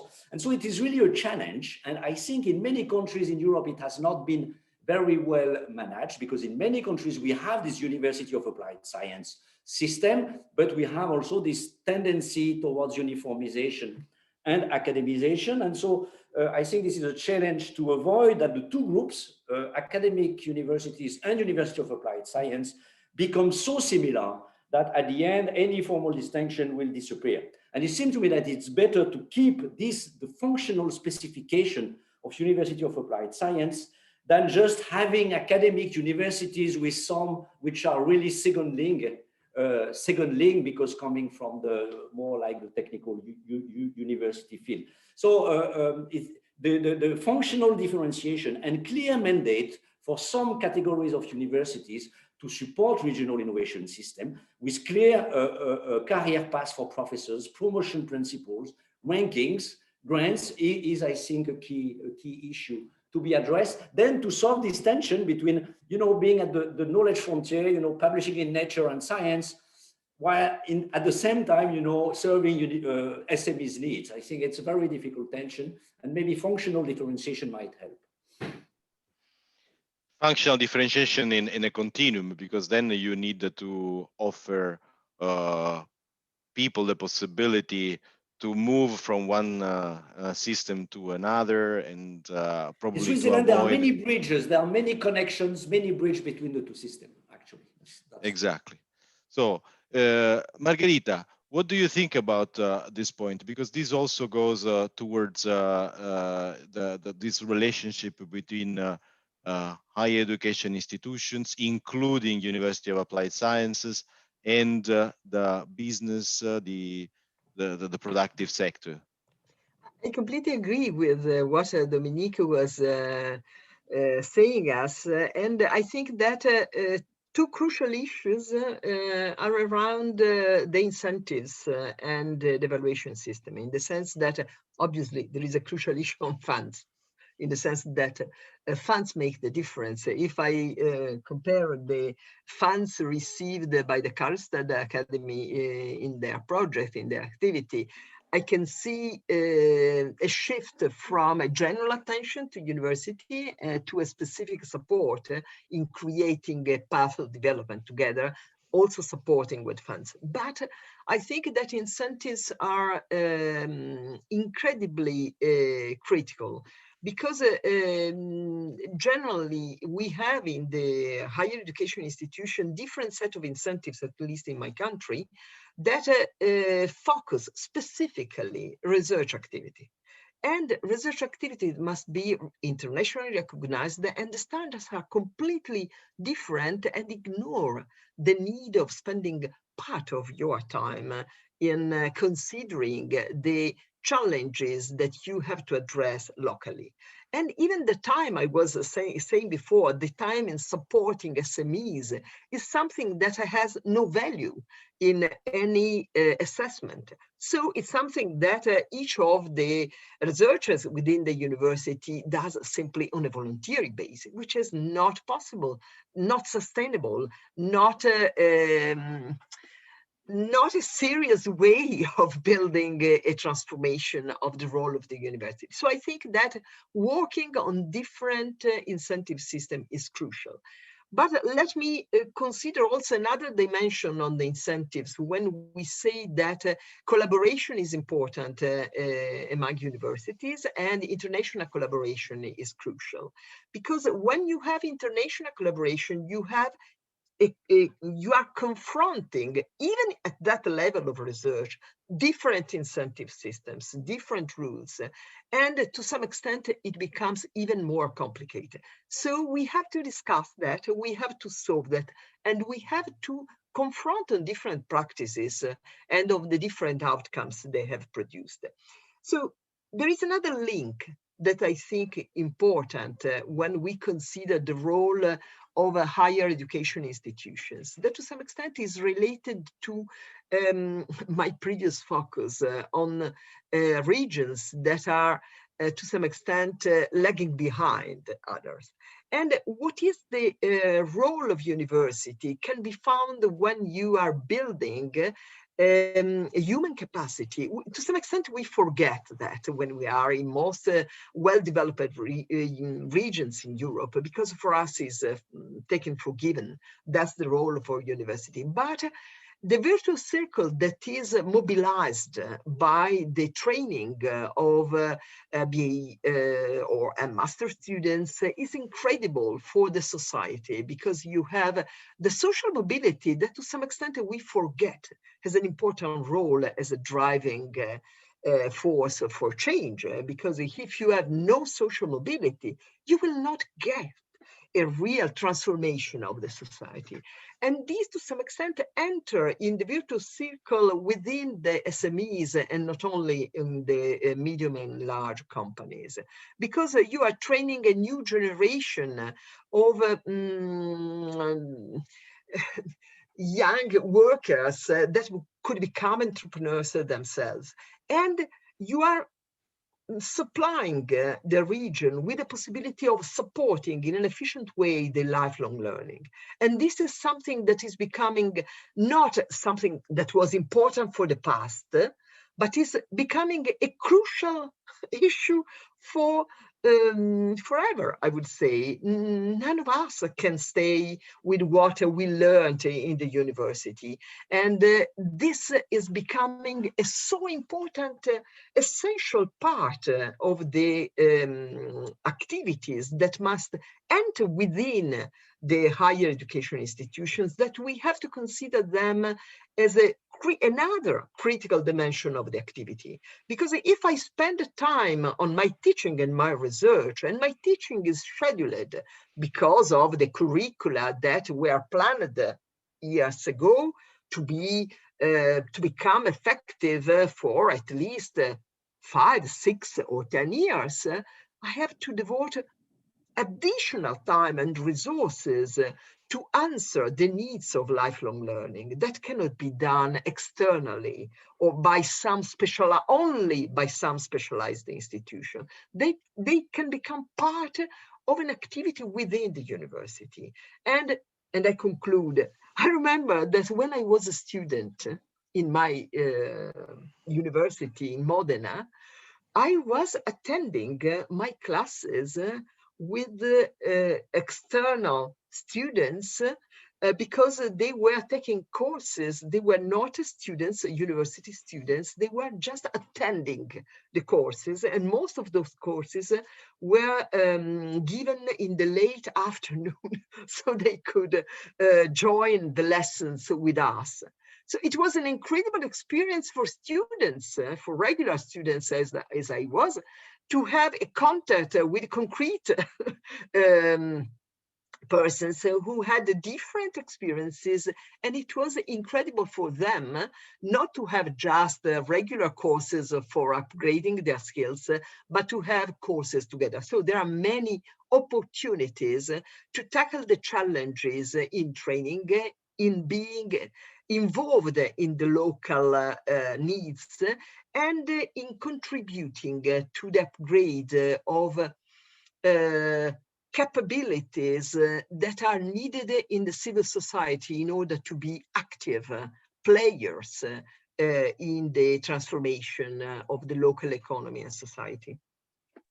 Thank you, Margherita. This is, two very, very important points for me, because the first is that knowledge is not individual, is collective. We live in a knowledge hive. And so it's important to be able to generate these connections, including outside higher education institutions. And this is important because we need to generate the learning to learn capacity in individuals, transversal skills, entrepreneurial skills, not only to become a business person, but to be resilient on the labor market. And the second great point that you raised is this strong connection that exists between inclusiveness and innovation, because innovation will come from different angles of society. And I think that this is a good point to give the floor to John, because your civic university and the experience that you have done with that goes exactly in this direction, to generate the implements for development, also where you do not have the a buoyant economic or practice sector outside those of university. John, please. Thanks very much. I think I put several things in the chat around and responding to challenges, grand challenges. And of course, the big grand challenge now, obviously, is responding to COVID. And what we've seen in the UK, and I think across Europe, is a number of universities who are thinking about their civic responsibility to society in response to that in a place-based sort of way. Lots of different disciplines, the social sciences and the humanities, working together, not only to deal with the medical science aspects of all of this, but also the social inclusion issues. And it's been a very important driver. And I think that is a bit tensioned against smart specialization, because smart specialization, this is a global challenge everywhere. So how do you, as it were, develop the specifics related to the situation in your place? And I think that I don't have an easy answer to that, and is how, in response to these grand challenges, whether it's climate change or, take the SDG goals. And so what we're seeing in civic universities is a rethinking about their strategies for engaging with society that embeds it in teaching and research as part of the normal activity, so that we create citizens, social entrepreneurs, where we're not narrow in our perspective, but where we're responding. And one of the things we've done in the UK is create a network of civic universities to share experiences. And I think that's what you're doing, Raffaele. You're beginning to get in your group universities that are thinking about new ways of doing things. And the issue, I think, is whether we need to, I hesitate to say this, move on from smart specialization as being perhaps too narrow, too economistic, not broadly engaging with these societal challenges. And that's really quite difficult because it's embedded, as already said, in all the European programs. And then the question is, how do you fund and support that activity unless it is embedded in the mainstream work of the universities in terms of their teaching and research? Thank you very much, John. And this leads us to the last question that is related to what is happening just after this pandemic, or during the tail of this pandemic. There is the implementation of the recovery fund and the recovery activities to regenerate economies. And I think that what we discussed here, so the complementarities, the coevolution, the collaboration, the needs to generate inclusiveness or inclusive innovation goes in this direction. What are your comments about that, Dominique?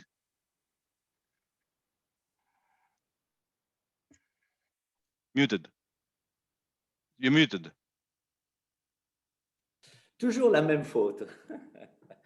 I think it's important, and what John said also call a couple of comments. It seems to me that I am very modest about smart specialization. I think this is a mechanism, to help regions to spend money efficiently.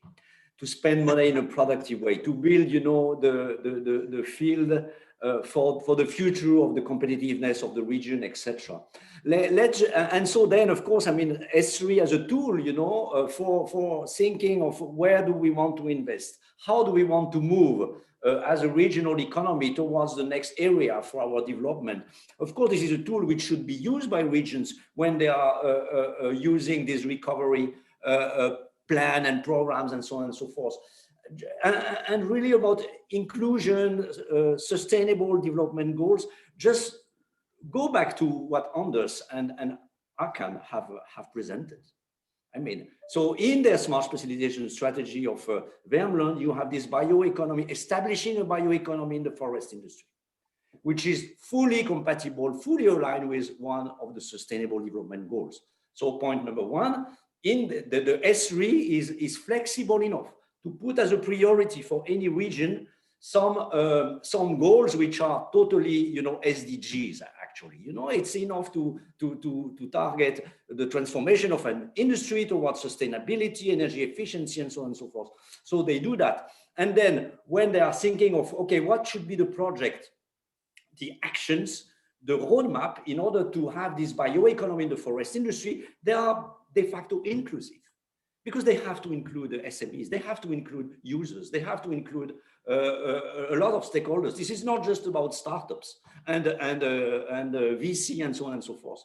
So inclusiveness, the concept of inclusion is really part of, you know, a definition of innovation which is broad enough to think of not only the innovator, but how the innovation is diffused, is adopted by the application sector, which is exactly the case, what is happening in this bioeconomy in the forest sector. So if you think of S3, in a very simple way, you see that you can absolutely be aligned with SDGs, and you can, and you are by definition inclusive if you want your innovation having an impact, because an innovation which is not diffused here in the forest industry has just not impact. That this is even not an innovation. This is just technology. So innovation needs diffusion, diffusion needs inclusion. Merci. Merci beaucoup. Margherita, what is what that you would add to this point? Well, I would say that I agree with Dominique, but I feel that it is, I feel the difficulties. I see the difficulties in the sense that, for example, you were asking, Raffaele, after this pandemic, well, now we can say, as Biden say, building back better. Okay, obviously, there was a tendency to say that we had to go back or to enter in a new normal, but building back better means transformation. And so I understand that there are new challenges, but the most important challenge for me in terms, I would say, cognitive challenge is the systemic perspective that was completely missing when we were addressing COVID-19. Think of the ways in which governments were tackling their policy. They were considering something that was just local in the country without any idea of the connections, and within the country without any idea of the connections that were to some extent supporting and enhancing the diffusion of the virus. So we have to start bringing a systemic perspective within the way in which we think, the way in which we train, the way in which we inform the education system and the education activity. So systemic perspective is not so obvious. If I consider the normal training, the usual training in a Department of Economics, systemic is absolutely outside economic thinking, which is awful. But we have to make that shift crucial at the core of our agenda, I would say, because otherwise the challenges and the virtual feedback from innovation and inclusion are simply impossible to be implemented. And another point is that the systemic perspective brings the multidisciplinary dialogue that is absolutely important, because we cannot have a systemic perspective from one point and within that point. But I cannot, being a researcher, I cannot grasp all the domains.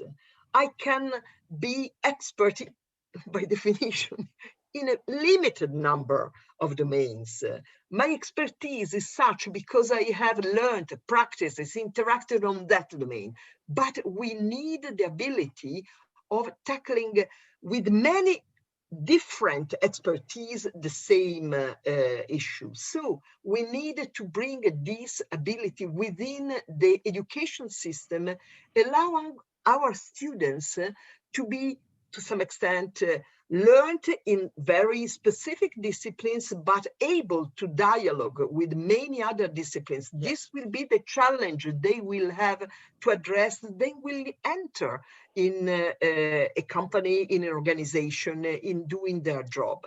So I think that this is something for which we are not well prepared. Me, my colleagues in my university, consider that absolutely extravagant and impossible for our present structure. But we have to invest in that. Otherwise, we will not meet the challenges in a very effective way, I would say. In principle, we can design that, but we have in practice to find the solutions. So. Thank you, Margherita. Let me, of course, mention that the OECD and the European Commission are working on this with HI Innovate that promotes the idea of this entrepreneurial mindset, which is nothing else that the capacity of work multidisciplinarily and to build this knowledge hive that we were mentioning. John, 1 minute before we move to the Q&A session. What is your comment? Well, I think what's coming through in the chat is this important role of education and how this can be organized to, in a sense, produce citizens of the future who understand both the economy and the society and the grand challenges that we face. And that is very transversal, it's cross-disciplinary, and I think that needs to be factored into the academy. And it's quite interesting in the chat, the extent to which this is an embedded part in Karlstad, in other universities. And I'm afraid we still have a tradition, particularly in the research-intensive universities, of researching and teaching and reproducing ourselves as academy. What we need in all of this is more multifaceted scholars who can walk across disciplinary boundaries, who understand about working with society. And what is critically important in this space is that universities have access to research groups that understand all the things that we're talking about. Vice chancellors and rectors often go out and reinvent the wheel. There's a huge body of knowledge here. You need in the university, a bunch of people who can understand this, advise in a strategic way how the universities can play an active role in regional development. And that's what's happened in some of the most successful universities in this space. Thank you very much, John. Now, let me give the floor to my colleague Anne Rim, who will ask you questions coming from the Q&A or the chat. Ayan, hello everyone. Is yours. Thank you so much to everyone who's participated in the chat. It's been a vibrant discussion. John just stole my first question about education, but that's all right. I've got lots of extras. So the first question I wanted to ask was sort of picking up on this COVID theme and where we've seen universities using digital technology like never before. And one of the questions that came up in the chat was, digital is allowing for more creative thinking about how universities can connect to rural regions. How does digital transformation impact on all of the themes that we've been talking about today about university and the ecosystems that they want to connect with? That's a really difficult one, because I think what's happening, Anne, is that all sorts of digital technology is changing relationships. New relationships are being forged both locally and globally. I mean, here we are from all over Europe, and it's how that sort of capacity to bring knowledge together from lots of different domains and apply it at a place-based level. And also, in a way, in terms of citizens, I think I should make this point more strongly. what we're seeing is a digital divide as well. In terms of young people, some citizens. So one of the roles of the university in place in this digital world that is not going to go away, we're not going to go back to this exactly the same world, is how to build cross these digital divides, whether they be in rural areas or between less well-off and more well-off groups in our communities. So there's a socioeconomic equality question where I think higher education has a responsibility to get to grips. And I was very interested in the Värmland digital health service thing. That's a very interesting innovation, and I think that COVID has really demonstrated that's important. So I think we should really praise them for what they've been doing there. Before I go on to the next question, Margarita, Dominique, do you want to come in with anything? Well, I have a comment on the incredible shift that has been produced, the impact, I would say, on the university, but on society in general from the COVID-19 in terms of the digital shift. We were discussing about the digital transition before COVID-19, considering a time span of at least 5 years to be in the position of having some effects. And in overnight, we were transforming most of our lives. I think that we have had months to digest that overnight change. But I think that what John was mentioning, the divide that we have across regions, opportunities, different communities, is absolutely important and should be at the core of the challenges that we have to tackle, because otherwise we'll be pleased by the fact that most of our activities at the university was just going on. We were able to make exams, to provide master degrees and so on. So it was working almost as normal. But the point is that many difficulties will be seen probably in a near future. What will be the real abilities that the students, competencies that the students have acquired in studying on their own at home? We were saying before that learning is a collective process, and to some extent that has not completely practiced during the experience we had in the education system, at least, just to mention one. Thank you. So moving on to our next question, one of the things that we've seen quite a bit in the chat was talking about how do we not sort of overly be rooted into the system as the way it is. And I think, Dominique, you made the comment that there's, when you have a tradition of engagement, we've seen how important that tradition is, but you also talked about in Switzerland, where you introduced entirely new structures. And so I wondered if you could sort of comment a bit on how do we kickstart engagement, a culture of engagement with universities where that doesn't exist or isn't as rich as we'd like to? And also, how do we sort of balance the need to potentially introduce new institutions and new forms of institutions while recognizing, to sort of Margarita's point, we can't have a university maybe in every region, and sort of how do we make sure that that sort of all regions are supported without saying all regions need to have a very specific form of HEI in them?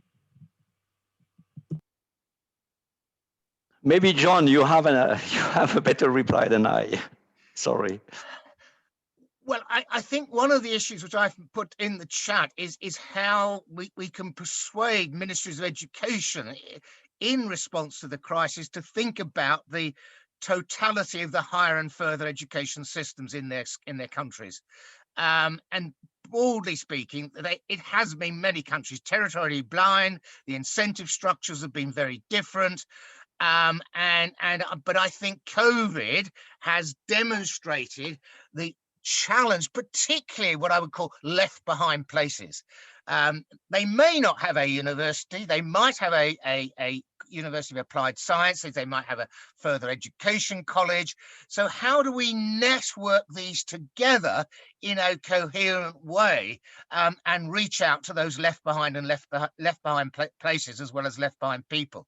And how do we build this into the whole discourse about, which is in the structural funds, about uneven development between North and South in Europe and within countries. So I think there's what COVID has been a wake-up call for people across different parts of the silos of government, whether it's health, it's the economy, it's local government, and the university should be in there as part of the key shapers of the discourse, both at a national level and a local level. So talk to getting the universities in places, and even in places where they're not present, being an animateur, connecting these various actors together and saying, how are we going to build back better? I'm now in the, oh, sorry, Margarita. Sorry. No, just to say that, well, I agree with John, and I think that partnership is a key word in this path.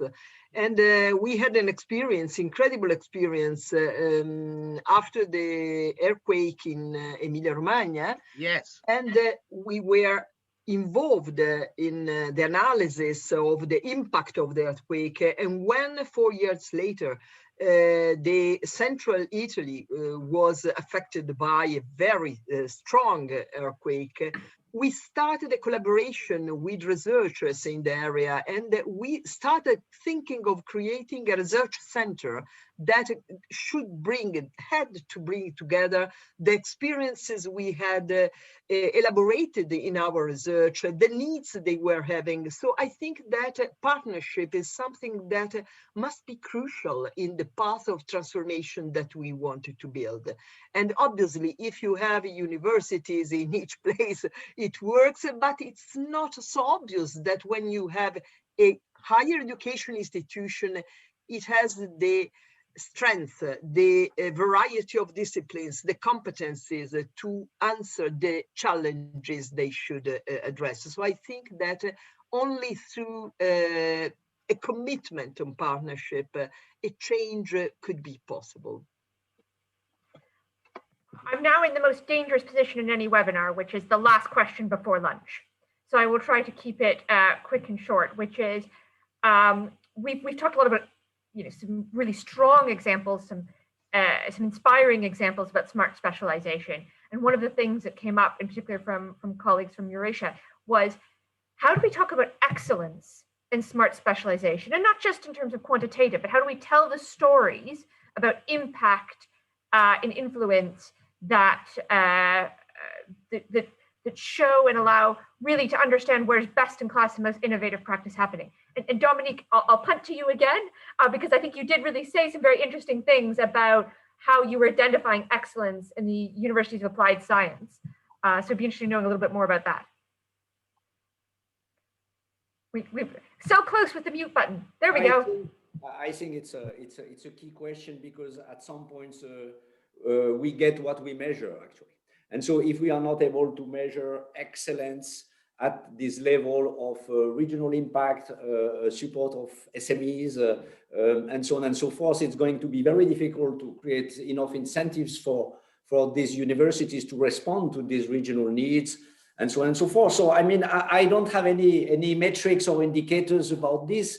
What I'm thinking just is that probably the mainstream indicators and framework about how to evaluate both the individuals, so academic professors and researchers, and the institutions have to probably be broader in terms of what do we want to measure, and have to put in this framework indicators such as precisely SME support, development of technologies for this kind of industries, and so on and so forth.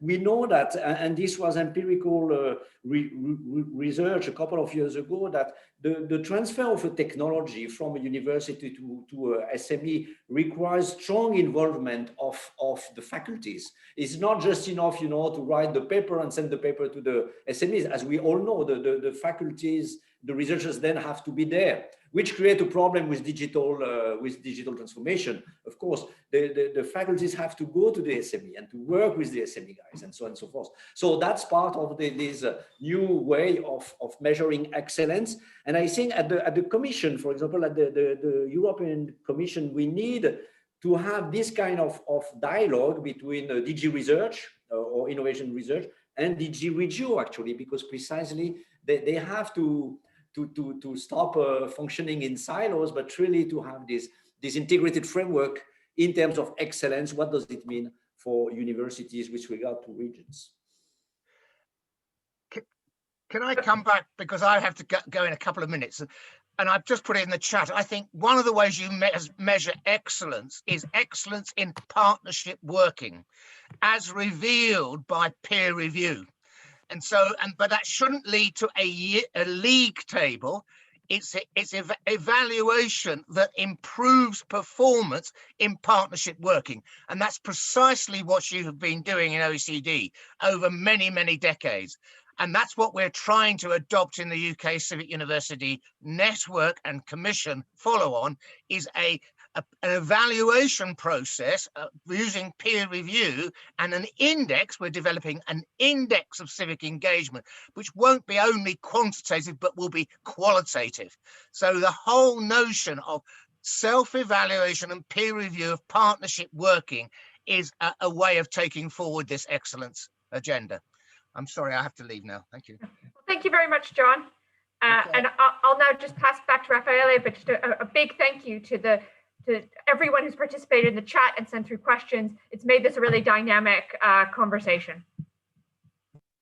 Thank you very much, Anne, for your help with the moderation of this session, which of course was super interesting, given the quality of the discussion and of the discussants.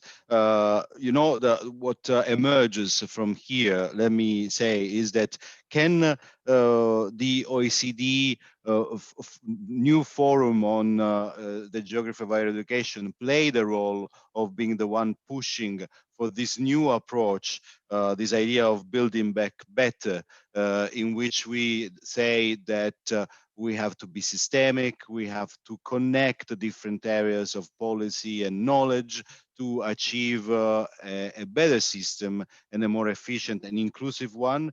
And the point of Dominique, we get what we measure. I think it resonates with me, because it is something that Cliff Paredes was one of our guests in the webinar series, said to us that they have this beautiful activity in the University of San Antonio, Texas, with entrepreneurs, and they measure any activity they do to understand what are the emerging metrics of their impact and their activity. Of course, this cannot be only quantitative; it needs to be also qualitative, as John said before. And so, 103. Thanks very much for having contributed to this discussion. Thanks to Dominique, to John, to Margherita for being with us. We will now break up for lunch, breakfast, I don't know, depending on in which dinner, depending in which part of the world you are located. Please do not disconnect. Just go and refresh yourself. We will be back at 1:30 with a new roundtable, this time involving policymakers. So the discussion will, the ball will go in the field of the scissors now. Thank you, and always a pleasure and a great honor interacting with you. I look forward to the next occasion. Thank you very much. Can be engines, of course, of transformational regional development.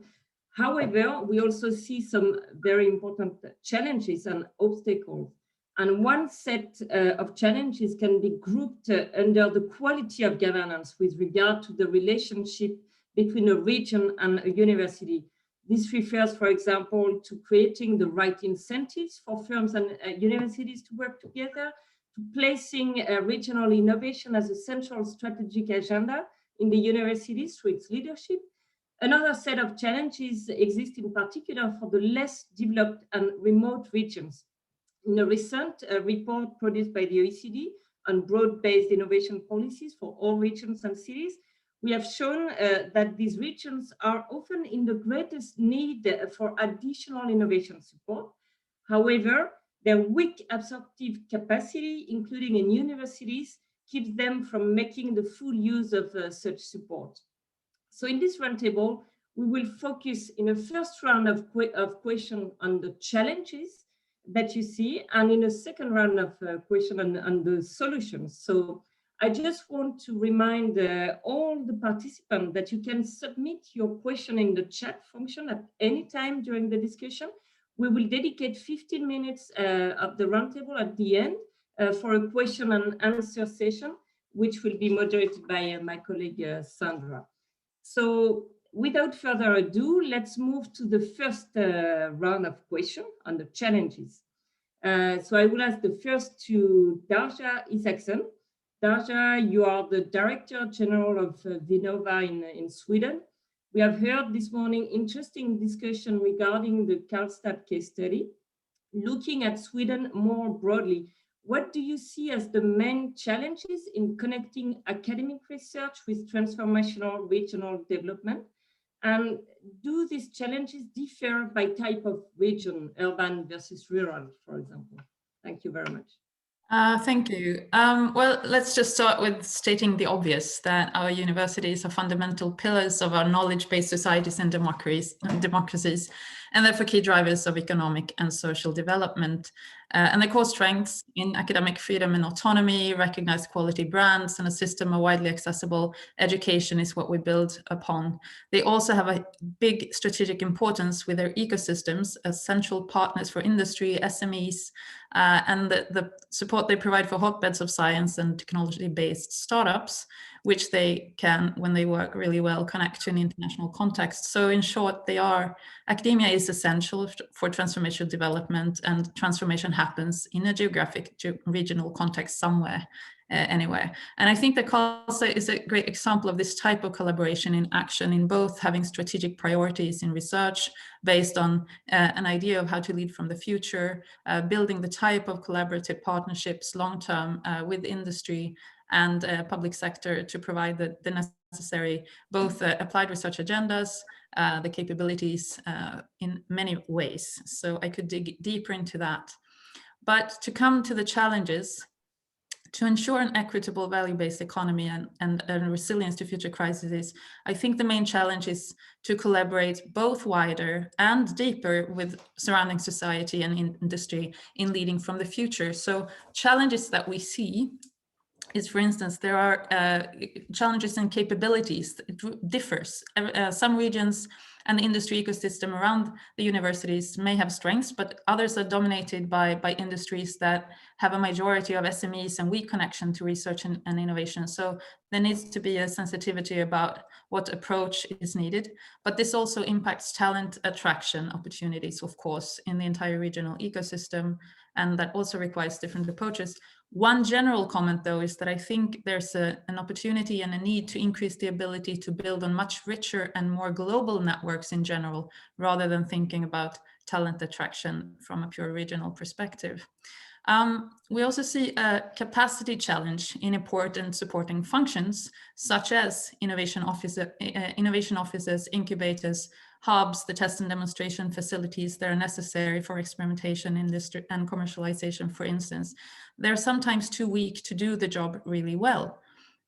This in part, I believe, is due to fragmentation of funding streams and lack of coordination. So I'm looking at myself and others like me here. But it also has to do with the incentives and the prioritizations within academic institutions to stimulate mobility and collaboration, not least in large-scale international collaborations.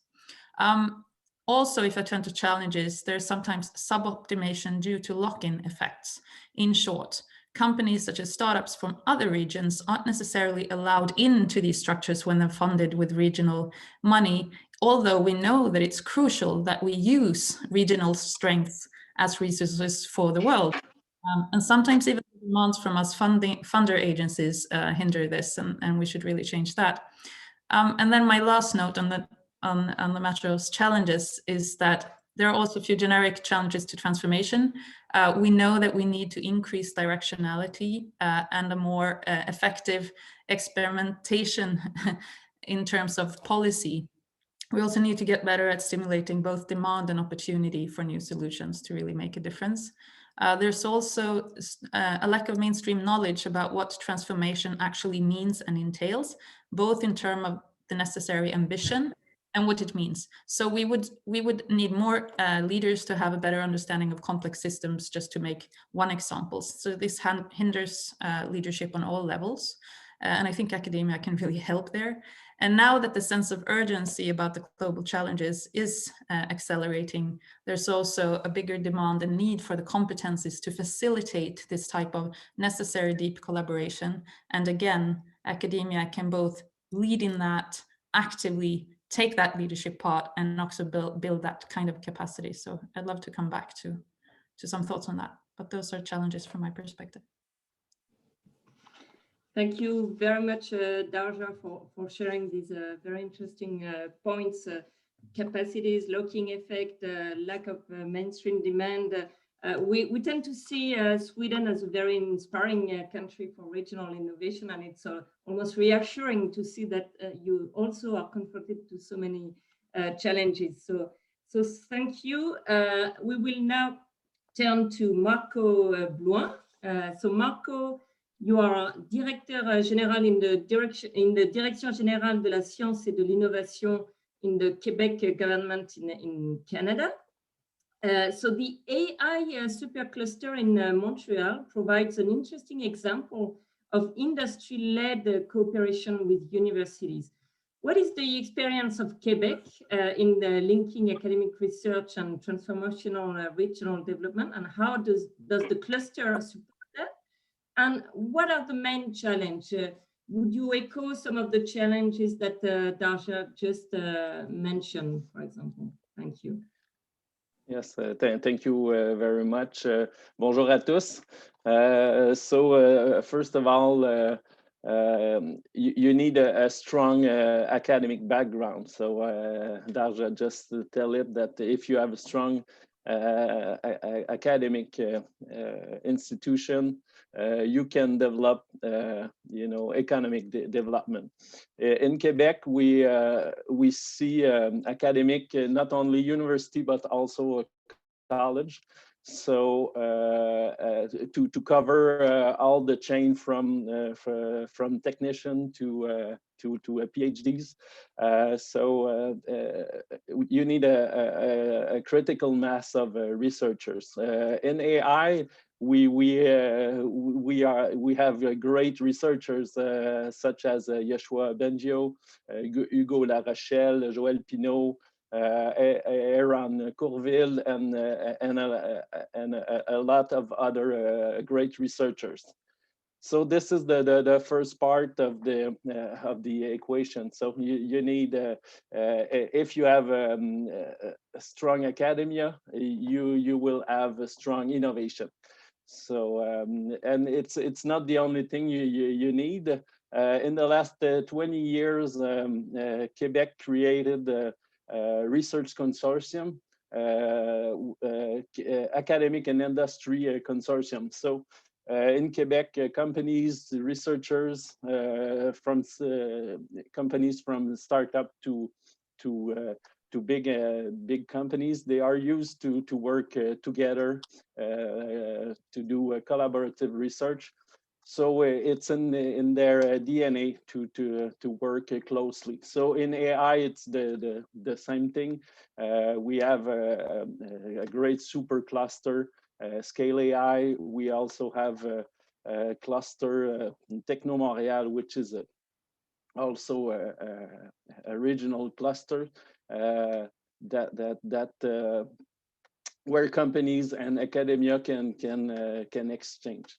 So we have those consortium. We have 9 consortium on different sector. For example, in medtech, in aerospace. So we have group of companies and researchers that are used to do innovation together.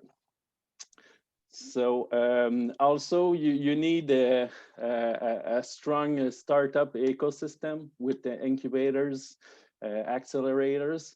We also have a unique technology transfer agency. So for all the province of Quebec, all the universities, college, research center are regrouped together in a single technology transfer. So all the IP is grouped in one tech transfer. We in the past we had 3 institutions like this, and you have silos. So for the next years, we will use a unique tech transfer. Let me see my notes. Also, government can help the creation of a partnership.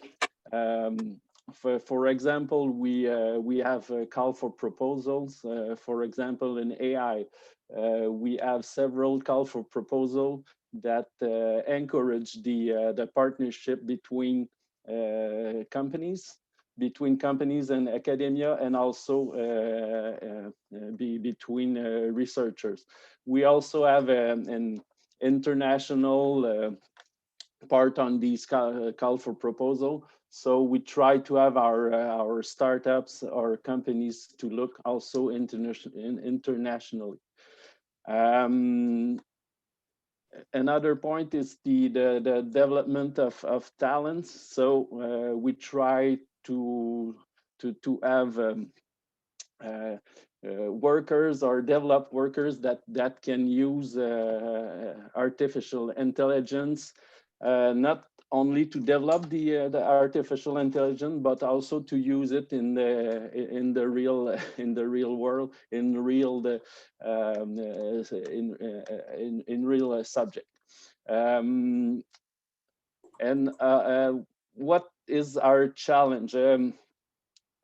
Probably the biggest challenge is to have support all along the innovation chain. So it's easy to do fundamental research, applied research, and then try to commercialize.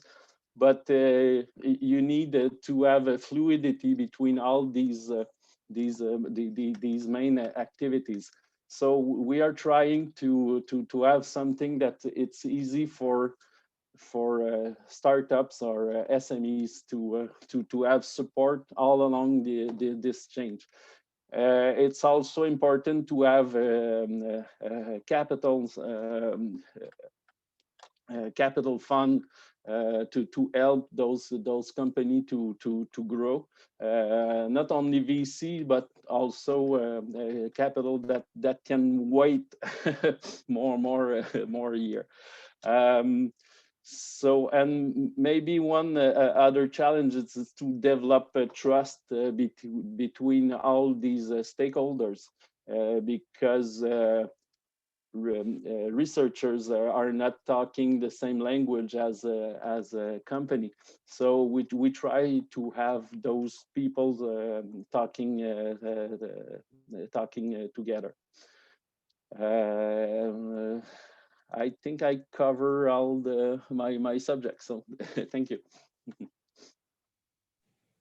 Thank you very much, Marco. Very comprehensive response indeed. And indeed, this question of trust was among the conclusion of the morning discussion, was mentioned as a key point. And thank you for already providing some of the ingredients of what make the good linkages between the academia and firms in Quebec. So now I will turn to Jörg Niehoff. So Jörg, you are policy coordinator, university business cooperation in the DG Education and Youth in the European Commission. So the European Commission sees the challenge of university and regional collaboration in a range of national contexts, of course. So your unit at DG Education and Culture is actively promoting a stronger interaction between higher education institutions and smart specialization strategies. Have you observed any common emerging trends or challenges among EU countries? Thank you. Thank you, Dorothy, and good afternoon to everyone. Well, indeed, the European Commission has been driving smart specialization now since many, many years, and you can even see that in the portfolio and mandate for our Commissioner Gabriel, with a clear focus on better exploiting the potential of education as a driver for regional development, to develop entrepreneurial competences, and in the end, improve the interaction between labor market and education. And if we look at smart specialization, the first challenge is it's complex in itself. It remains challenging because you have these multiple layers from the local to the regional, national, European level, which is difficult to address. You integrate different policy areas across ministries. And I mean, until 4 months ago, I was in DG RTD dealing with European partnerships, looking very much into smart specialization, but from a completely different point of view. And now in DG EAC, we look again at this with a very different eye. And bringing this together in a coherent way and exploiting the synergies between the different policies and funding instruments that we have, that is extremely complicated. And it boils in the end down that you need at the local level an ecosystem that brings together the higher education institutions with the educational office, but also with a societal impact. And bringing this in the context of the ecosystem is something where we are doing a lot, and I'd like to come back later to that point in order to support that. But this is for me the key challenge, and we heard also in the morning, there are not very often incentives there that really allow higher education institutions and the staff to go into that direction. So that's one thing. The second point is, of course, we now have the big transformational drivers. We have the COVID recovery, we have the green transition, we have the digital transition. And while we see with COVID, of course, it also creates a lot of new jobs, new opportunities, new entrepreneurial spirit, but we see also entire businesses being wiped out, business models that we have established over years not working any longer. And I'm pretty sure we're going to see similar things when we go into the green transformation, the digital transformation. So what is our response to that? And whatever response we have to give here, it has to be socially and geographically inclusive.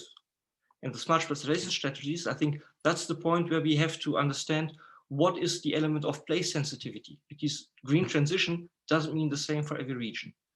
The other point that I think was very nicely said by John in the morning is, while higher education institutions can be very critical and crucial in that point, what do we do with the regions that don't have higher education institutions? So how do we connect them to the knowledge and to the expertise that can also drive their strategies in the design of the strategies, but also in the implementation? And for me, the 2 points that I see as challenging for higher education institutions is, first of all, they have to be more innovative in their education. They have to be much faster in responding to what the labor market needs. But we know innovation in education is a rather slow process. Setting up new curricula takes a lot of time. So how can we accelerate that reaction time of universities to what is expected in terms of labor market? The second point is, how can we better equip them to be the driving force of transformation in their ecosystems? And that has to do a lot with research, but there's also the element of educating people, the workforces of tomorrow, the citizens of tomorrow, to make sure that we have the right competences in place. Now, so all this is, of course, fairly complex. What we try to do from the European level is to somehow prepare this transformation agenda in a comprehensive way. So the Commission has published, I think it was on 30th of September, 2 important communications. The one was on the European education area and the other on the European research area, under the same commissioner with very much language in common. And one of the key elements in here that I would like to highlight is the concept of designing a transformation agenda for higher education institutions by the end of this year. This is something that should be co-created between the member states, the stakeholders, the experts, so an inclusive process. But the 4 key points that come out there is, first of all, innovation in higher education, linked to research, but also to more student-centered learning, lifelong learning.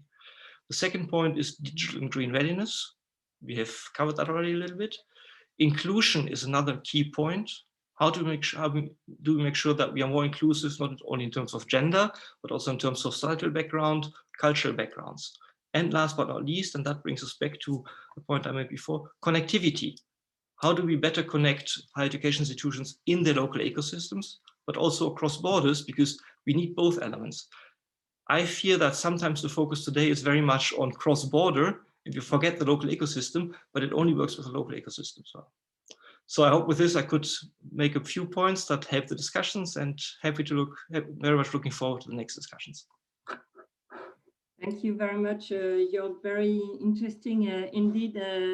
And thanks for mentioning this transformation agenda, which is being prepared by the Commission. I guess you mentioned some reports. Maybe we could put a bit later the links on the chat as well. It would be interesting to have those. So thanks a lot. So now, Giuseppe Provenzano. So you are expert in the Higher Education and Research Division of the Union for the Mediterranean. I have a similar question to you. What are the major challenges that you see in linking higher education institution and regional development that you see for your members in the region? And what are your priorities going forward? Thank you and good afternoon, everybody from Barcelona.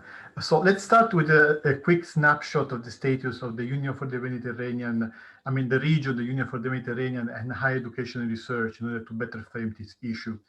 First of all, we have a young and high educated population here. We have a pretty strong case, therefore, for trying to exploit to the fullest this asset, which is its use, which, by the way, is the most educated generation that we have ever had in history. Additionally, the Euro-Mediterranean region, which has 42 members, which includes all of the European Union plus the South and East Mediterranean, boasts more than 33 million students, which is a very significant number.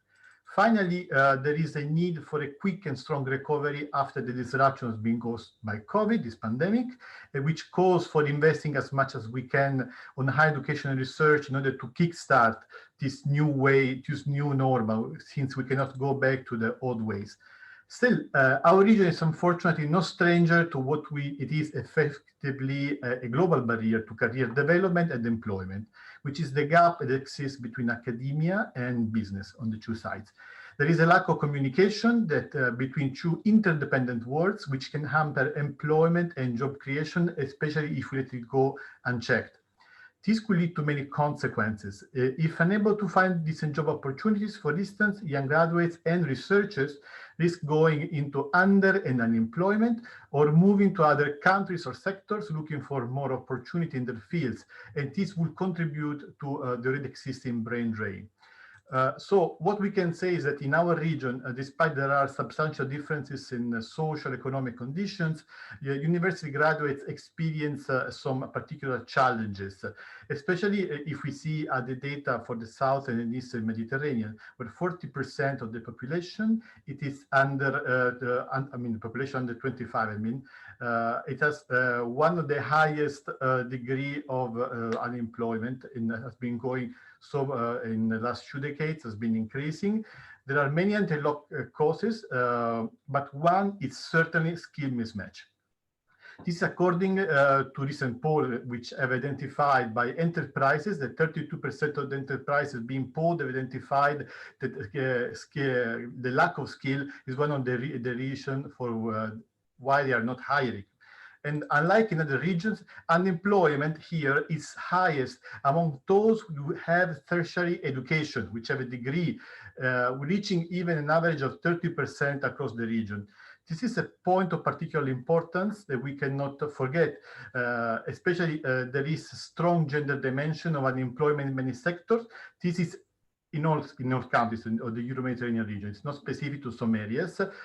While we see lucky that the young women have made a remarkable progress in educational attainment in the last decades, the unemployment rates in some countries are double those in young men. So this is one of the priorities we need to work on. But in general, youth and underemployment in the region have the characteristic of a weak problem, which we know very well. It's complex socially. There are many interdependencies and multiple causes, and there is no single solution.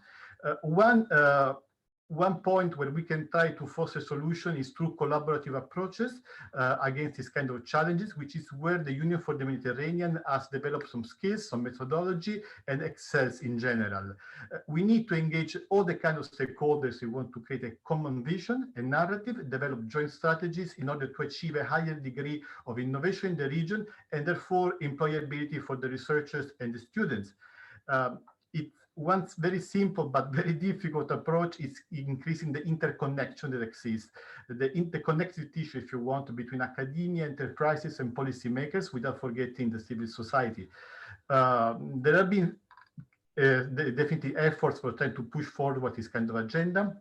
The Union for the Mediterranean, for instance, has promoted during its latest ministerial conference in employment and labor held in Portugal in 2019, a specific event on the challenges of employing university graduates in the Mediterranean region, putting together ministries of labor, chambers of commerce, employers association, but also from the other side, university networks, startups, academia, and so on.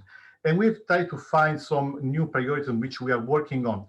I will just mention a couple of those and then I will stop. Mobilizing private stakeholders to create a partnership and synergies, investing in quality education systems and training, skills, employability, especially for the changing world of work, and increasing regional stakeholder visibility on the existing instruments that can be implemented by university and research centers in order to increase employability of the students, of the researchers, and fostering innovation in the region. And I will conclude here. Thank you very much, Giuseppe, for this very comprehensive overview of the different types of challenges, some of which are very similar to what we heard in Quebec or Sweden in Europe, some of which seem to be slightly different. It's very encouraging to see all the initiatives that the Union of the Mediterranean is taking on this topic, has been taking in recent years. So thank you. So the last question in this first round, which is really about the challenges, is we'll turn now to Juan Carlos Navarro. So Juan Carlos, you're an expert on innovation policy, a former principal technical leader at the Inter-American Development Bank. You have worked on connecting universities with regional development in many Latin American countries. Listening to the challenges listed by your fellow panelists in different regions of the world, do any of those surprise you? Are universities and regions getting better at addressing these challenges?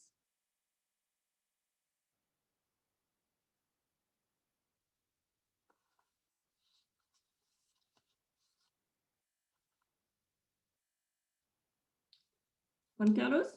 Can you hear me? Yes. Okay, it was a little glitch in the microphone. Thank you very much, and for the invitation and for this opportunity, and to everybody for being here with us. The answer to your question, are universities in the region, meaning the Latin American region, getting better at addressing the challenges? The answer is yes. So let me give you a straight answer first. Taking into account what my fellow panelists have commented on, and looking at the report, you have to have for a minute have in mind that there is, of course, enormous differences in terms of resources, culture, local conditions, etc. in Latin America, with respect to other places that have been represented here. And at the same time, within Latin America is a wide spectrum of prosperity, sophistication, and institutional strength in terms of the university landscape. But having said that, the most interesting thing is that I will start by saying that the main barriers to linking academic research to regional development look very similar. So the report has a sort of a taxative sentence that I retain. It says that you have to start from The starting point is that the incentives of academic research in universities and the economy and the firms are not normally aligned, or not aligned to begin with. I mean, the time horizons, the incentives to publish versus the incentives to have commercial results, all that is always in the middle of good collaboration. And I mean, you know, this is Latin America too. So this seems to be a general point.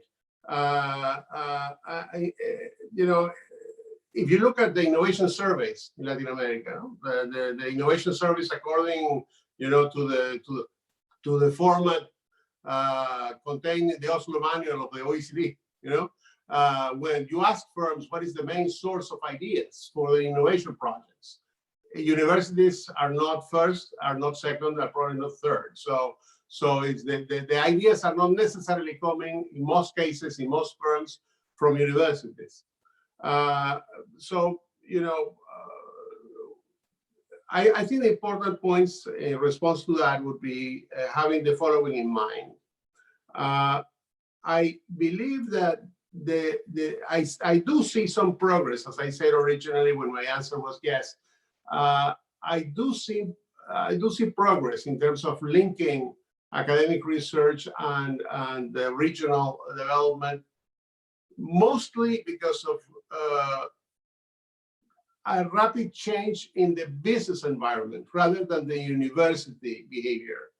I think that we are entering a new world in terms of how business is conducted, how firms are organized, the rapid advance of technology, the rapid change in economic conditions is driving an entirely new kind of firm organization and activity. And this is creating pressures and opportunities that some universities are paying attention to. The emergence, in particular, of entrepreneurial economy, of the startup model, I think has opened a huge window that many, not all, but many universities are taking advantage of. Some of my colleagues have already highlighted the importance of business incubators, business accelerators, entrepreneurship education. This is something that many universities are bringing in a way, and it seems to be easier to connect this way with, you know, whatever activities is going on in producing knowledge in the university or producing graduates with that knowledge and economic activity in their respective regions. It's easier, apparently, doing it this way than in the traditional way, linking to established businesses that may or may not have R&D departments.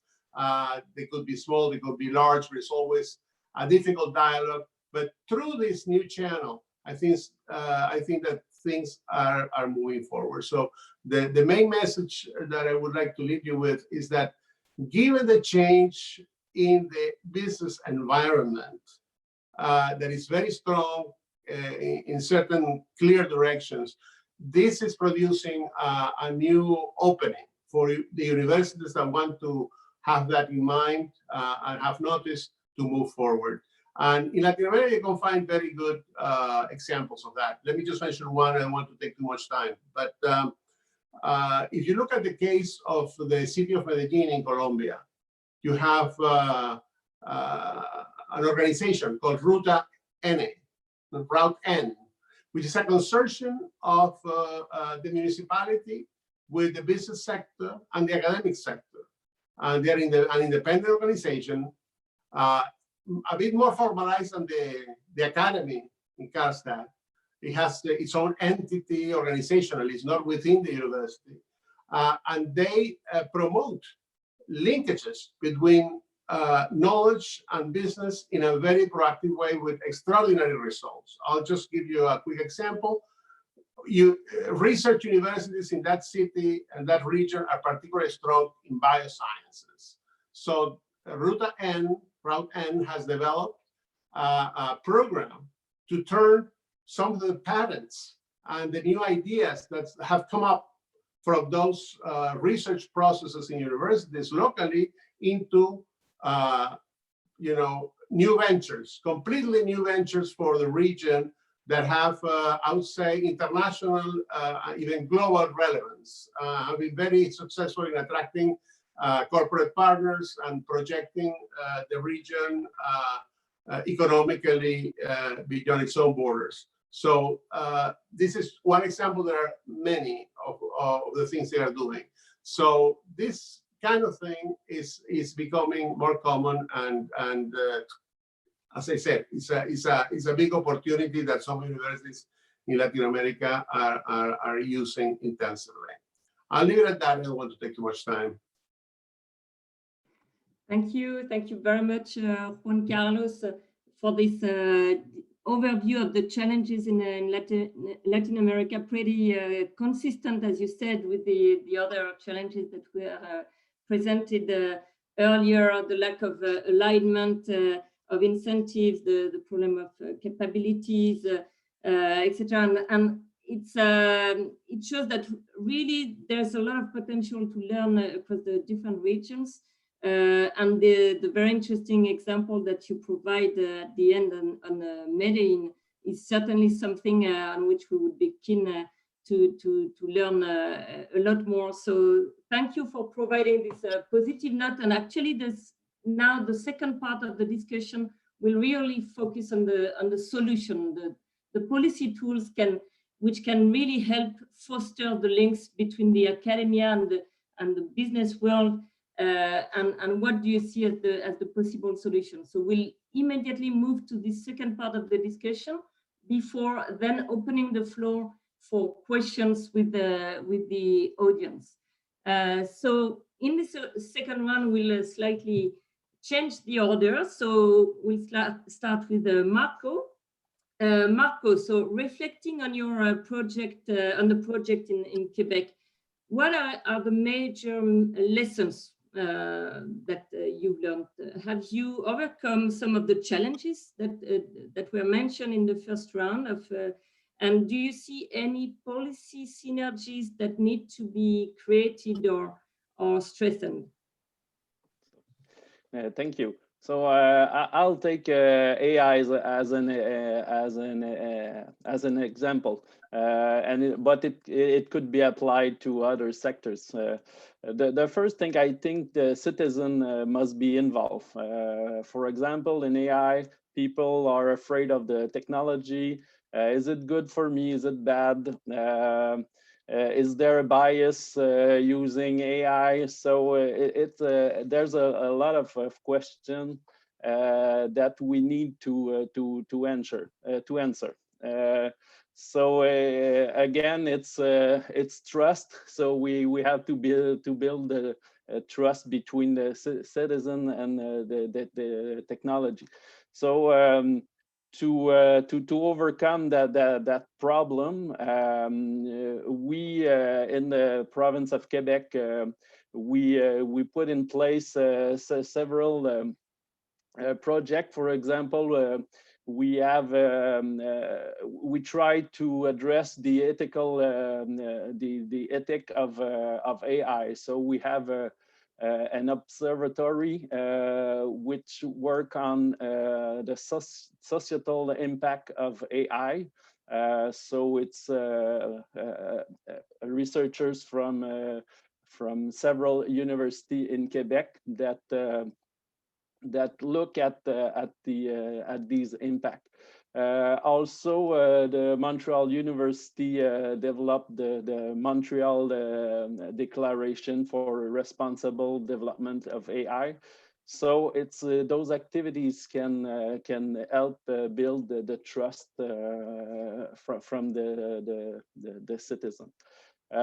Also, one of the main problem is that AI are mainly from Montreal, Quebec City, so are from the big city. So we have to deploy all these technologies in all the region of Quebec.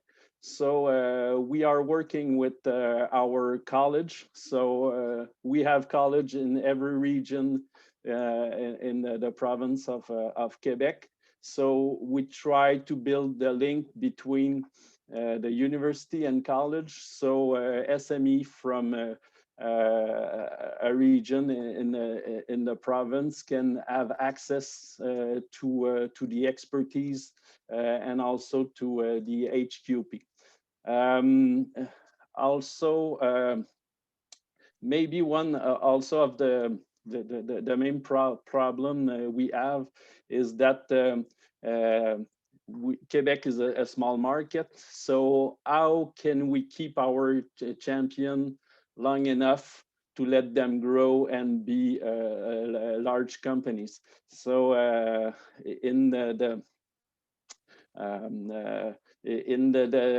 last month, one of our champion, Element AI, was sold to an American company. So it bring a lot of discussion in the province to see why we lose them and so on. So this is a main challenge, and also from the citizen point of view, it's always the question why we are investing so much in these companies, and at the end that we lose them. So we try to have politics that can help, but it's always a challenge, and if anyone has the recipe, I need it. So and maybe for my last comment, you have to adapt your policy to the sectors. So we are currently trying to do the same thing with quantum technology, the same thing that we do for AI. So it's an emerging sectors.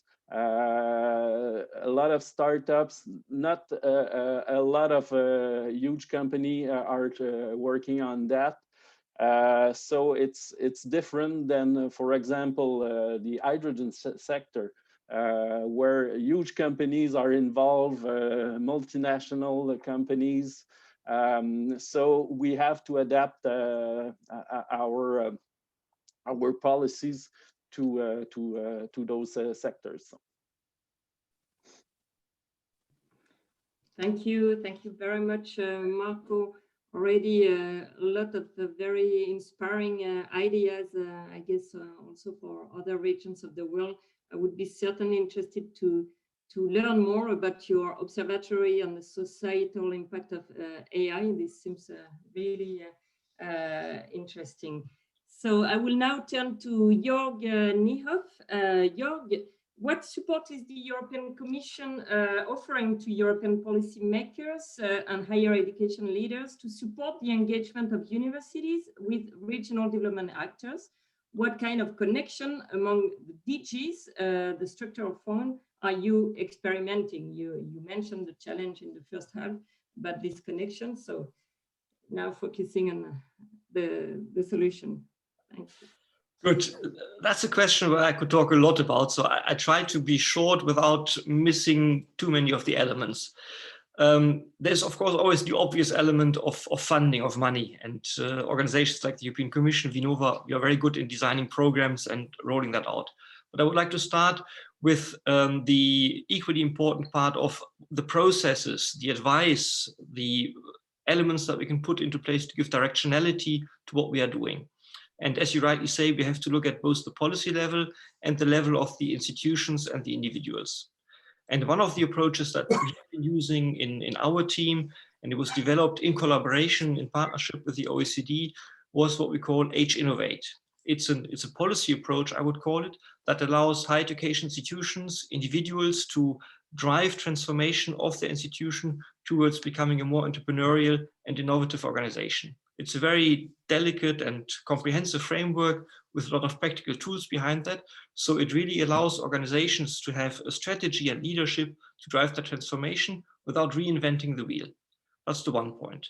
The second point, and that is something that we are still doing very intensively with the colleagues from the OECD, is the so-called country reviews. So here we are offering countries, and Sweden, for example, is one of the countries we are currently working with, that use the expertise of the OECD, the funding from Erasmus that comes with it, to have a process at national level to look into certain dimensions of this transformation process and translate that into recommendations, conclusions for policymaking.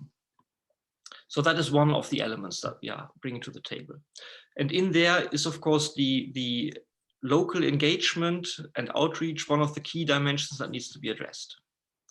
We have another activity that is also very much relying on a good articulation between higher education institutions and the local labor market. That is what we call labor market relevance and outcome. Again, we are working here today with 4 countries to look into policy advice, identify shortcomings, and identify actions that can allow them to design their policies. And just to give you one example that is fitting very nicely also for the political agenda, Slovenia is taking part as a country in both of these exercises at a very high political level, at national level, driven by the Director General of the ministry. And they use these 2 mechanisms to give input, to get input to their national strategy for the transformation of their higher education system. So a very practical element of us together with the OECD giving policy advice to countries that drives transformation. And that, of course, will give feedback on our transformation agenda. So there's a cycle in there. So this is something that helps very much in order to give a good directionality to the transformation and the advice, the expertise to the systems. The link to the Smart Specialization strategies, that is something that we have been working on with our joint research center over the last years, because we understood the increasing importance of education in that context. And that is one of the fundamental changes that we see now in this multi-annual financial framework that covers 21 to 27. Because for the first time, it is possible under the cohesion policy to make investments in skills and human capital. So there's suddenly an element of regional specialization that can take fully into account the need also to make investments in education, in particular in higher education. What we will design in the next years is also a monitoring mechanism to see what is actually programmed in the operational programs and how much is actually spent on which kind of activities. So that's important for us, but we would also like to, again, combine that with an element of good practice, tools, advice, because we need to give guidance to people on how to use these tools. So this is a very good link for us also then internally between DG Regio and DG EAC to bring these elements together. And the same goes for DG RTD, EAC and Regio on other areas. With this, of course, we enter now the question of funding, and that there's a lot of money already at European level there. You have, of course, we mentioned the structural funds. You have Horizon Europe that spends increasing money on innovation ecosystems, that has a lot of activities that allow universities to better connect with their local environment in terms of research, also in the context of the European partnerships. We have in the Erasmus program, what used to be called knowledge alliances, in the future that will be called innovation alliances. These are dedicated projects of consortia between universities and businesses in the local context to find solutions to problems. And that is something that very much has also the networking effect. Of course, it comes with the money, but we create structures that will be there for a longer time. In that context, I would also underline the importance of the European Institute of Technology and the Knowledge and Innovation Alliances. They have in particular this element of building local communities. There was a geographical balance that was perhaps questioned in the past. And one of the lessons that we have learned for the next program period is that we are going to deploy first a pilot action, but we hope to roll that out, that allows a larger group of higher education institutions to benefit from the innovation experiences of the KICs and be part of that community.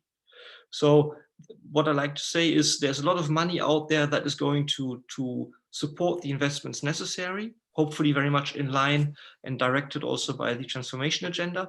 But most importantly, we cannot look at the money in itself. We need also the processes and the competences and the networks that can accompany this process. And therefore, we hope that the tools that we have developed in partnership with OECD, with JRC, with many of the member states, that these can be used in order to bring this also to the table and have that equilibrium between financing and the guidance and the expertise that you need. I hope this answers your questions. Thank you. Thanks a lot, indeed. And indeed, I mean, all this question of developing the practical tools to channel all this funding and to move really from the design to the implementation on the ground are so critical. Thank you for mentioning the HIE Innovate, which are so important in the cooperation between the OECD and the European Commission on these issues. Indeed. So yes, thanks a lot. So I would like to give the floor now to Giuseppe.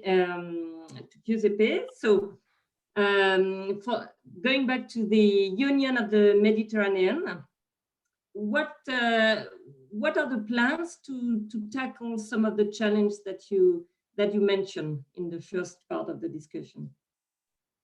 Thank you. Well, in brief, we have two main axes along which we are aiming to work. Can you hear me? Okay.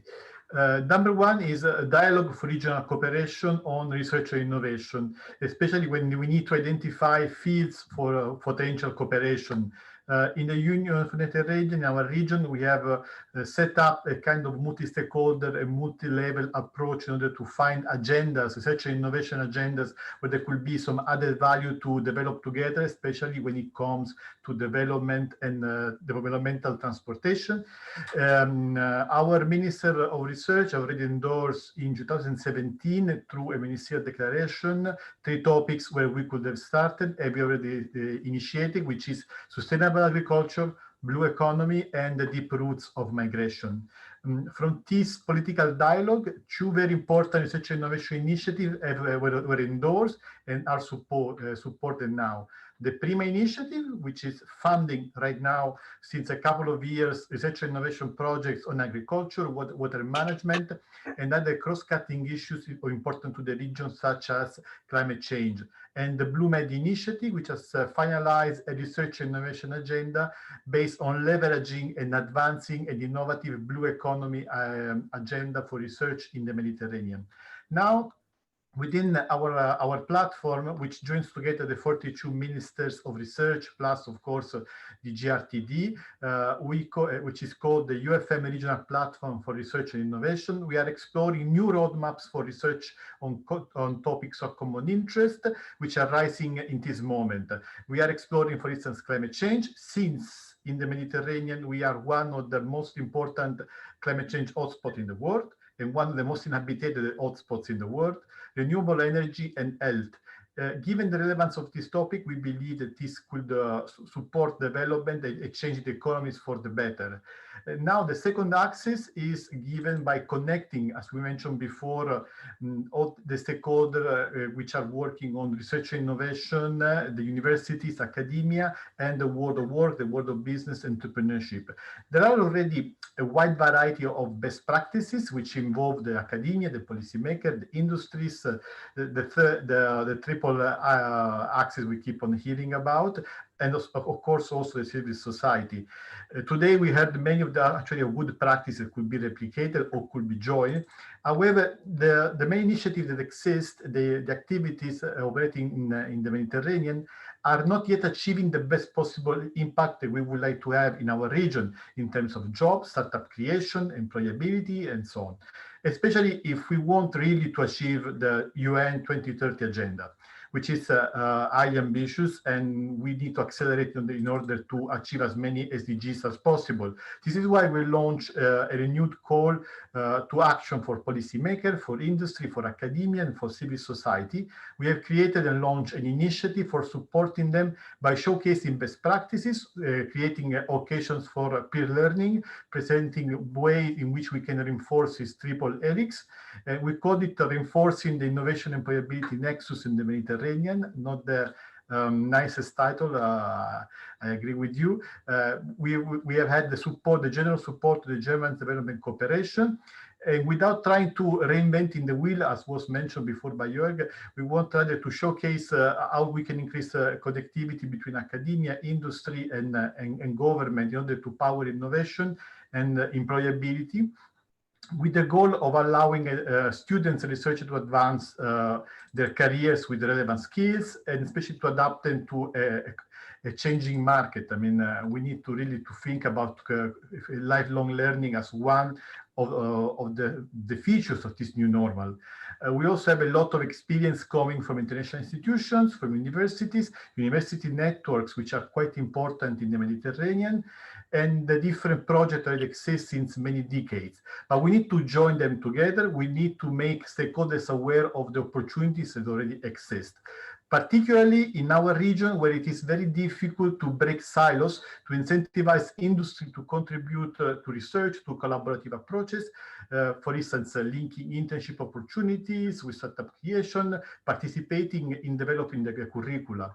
So as a first outcome, we have prepared the new publication, which is aiming at universities, at academia, at policymakers, at industry, which talks about skills, innovation, entrepreneurship, capacity building, interaction, and so on. And now we are preparing some dedicated trainings. And the next stop, and this is a call of action for all the stakeholders, will be hopefully by the end of the year, a high-level regional seminar where we want really to involve all the kind of stakeholders. We are targeting institutions, higher education, companies, ministries of research, international organizations, intermediate institutions such as employers association, for instance, civil society, with the goal of co-creating together new strategies for advancing this topic and new initiatives. We believe that by working together, we can really reinforce this nexus between innovation and employability and contribute to advance sustainable development in our region through higher education and research. Thank you. Thank you very much, Giuseppe, for presenting all these various initiatives, and we would certainly be interested to know more about the platform that you are launching for this peer learning, the sharing of best practice, etc. So thanks a lot. I'm watching the time. We are a bit tight in the time, so I will ask Juan Carlos. Juan Carlos, based on your experience, to what extent should policymakers tailor their approach to the unique characteristic of the higher education institution and the different types of regions? Can we learn from each other's experience? Well, I think that there are important differences in terms of the way universities insert themselves into regional development that have to be taken into account when public policy is designed. I'll give you a few rules of thumb out of my experience, mostly in Latin America. I'd say that the number one, the relevance, the weight of a university in the potential, at least for the importance of a university in regional development, is in inverse proportion to the distance and isolation that it has, or communication, if in inverse, to the capital. So the farther away the university, or the more isolated because of geographical accidents or culture, etc., from the capital, the more important it is, or has the potential to be more important. So you have to, it's a very different thing to do, to stimulate or to put together a policy to stimulate the role of a university in regional development if it is in the capital, than what it is to do it if it is in an isolated region or further away from the capital. And I would say it's easier in the second case. Universities in capitals have so many complexities politically, size, environment, so many complications that moving them in one direction or the other can be a really hard exercise, an uphill exercise. Now, in a more isolated region, it tends to be easier. And with sound policy, you can get very, very good results in less time and with less effort. I think that there is a role for central public policy to stimulate regional development through universities. Having worked for a long time in the Inter-American Development Bank, we have seen several examples of that. We have seen, for instance, the government of Peru had the goal of stimulating emerging but relatively, underdeveloped innovation ecosystems in regions of Peru, outside of Lima, far away from Lima. And they developed a targeted program that was that basically created a competition among regions to gain funding. And in order to gain the funding, they had to include a university, a regional or local government, and the business sector in a partnership, so that they could, have a credible plan, state-of-the-art, internationally advised, to how to go forward in terms of improving the link between knowledge and development in the region. And this is a program that's already been in place for 3 or 4 years. It's been very successful. We are happy in terms of the results in activating regions that were relatively relegated in this area. We also have at the IDB, we put together a program specifically for one region in Ecuador, in Guayaquil, that has a highly entrepreneurial university, the ESPOL, and they put together a whole program and how they could insert into, from urban development to, research in biosciences, creating an economic zone for the development of new businesses, and with targeted support from the central government, a coherent program has been created. So there are examples in which sound policy that has the differences of the regions in mind can take the opportunities that are wide open, mostly outside the capitals. I'll say that's a lesson that I see coherent to what I saw in the report. In closing, let me just mention that my other rule of thumb is that there is very different. It's a very different business to stimulate cooperation or impact of universities in an urban context and in a rural context. And I think that paradoxically, I tend to believe that it's easier and it can go smoother in the rural context, because resources may be few, but the impact is great, and connecting universities with the economy seems to be, in my experience, easier than in complex urban environments.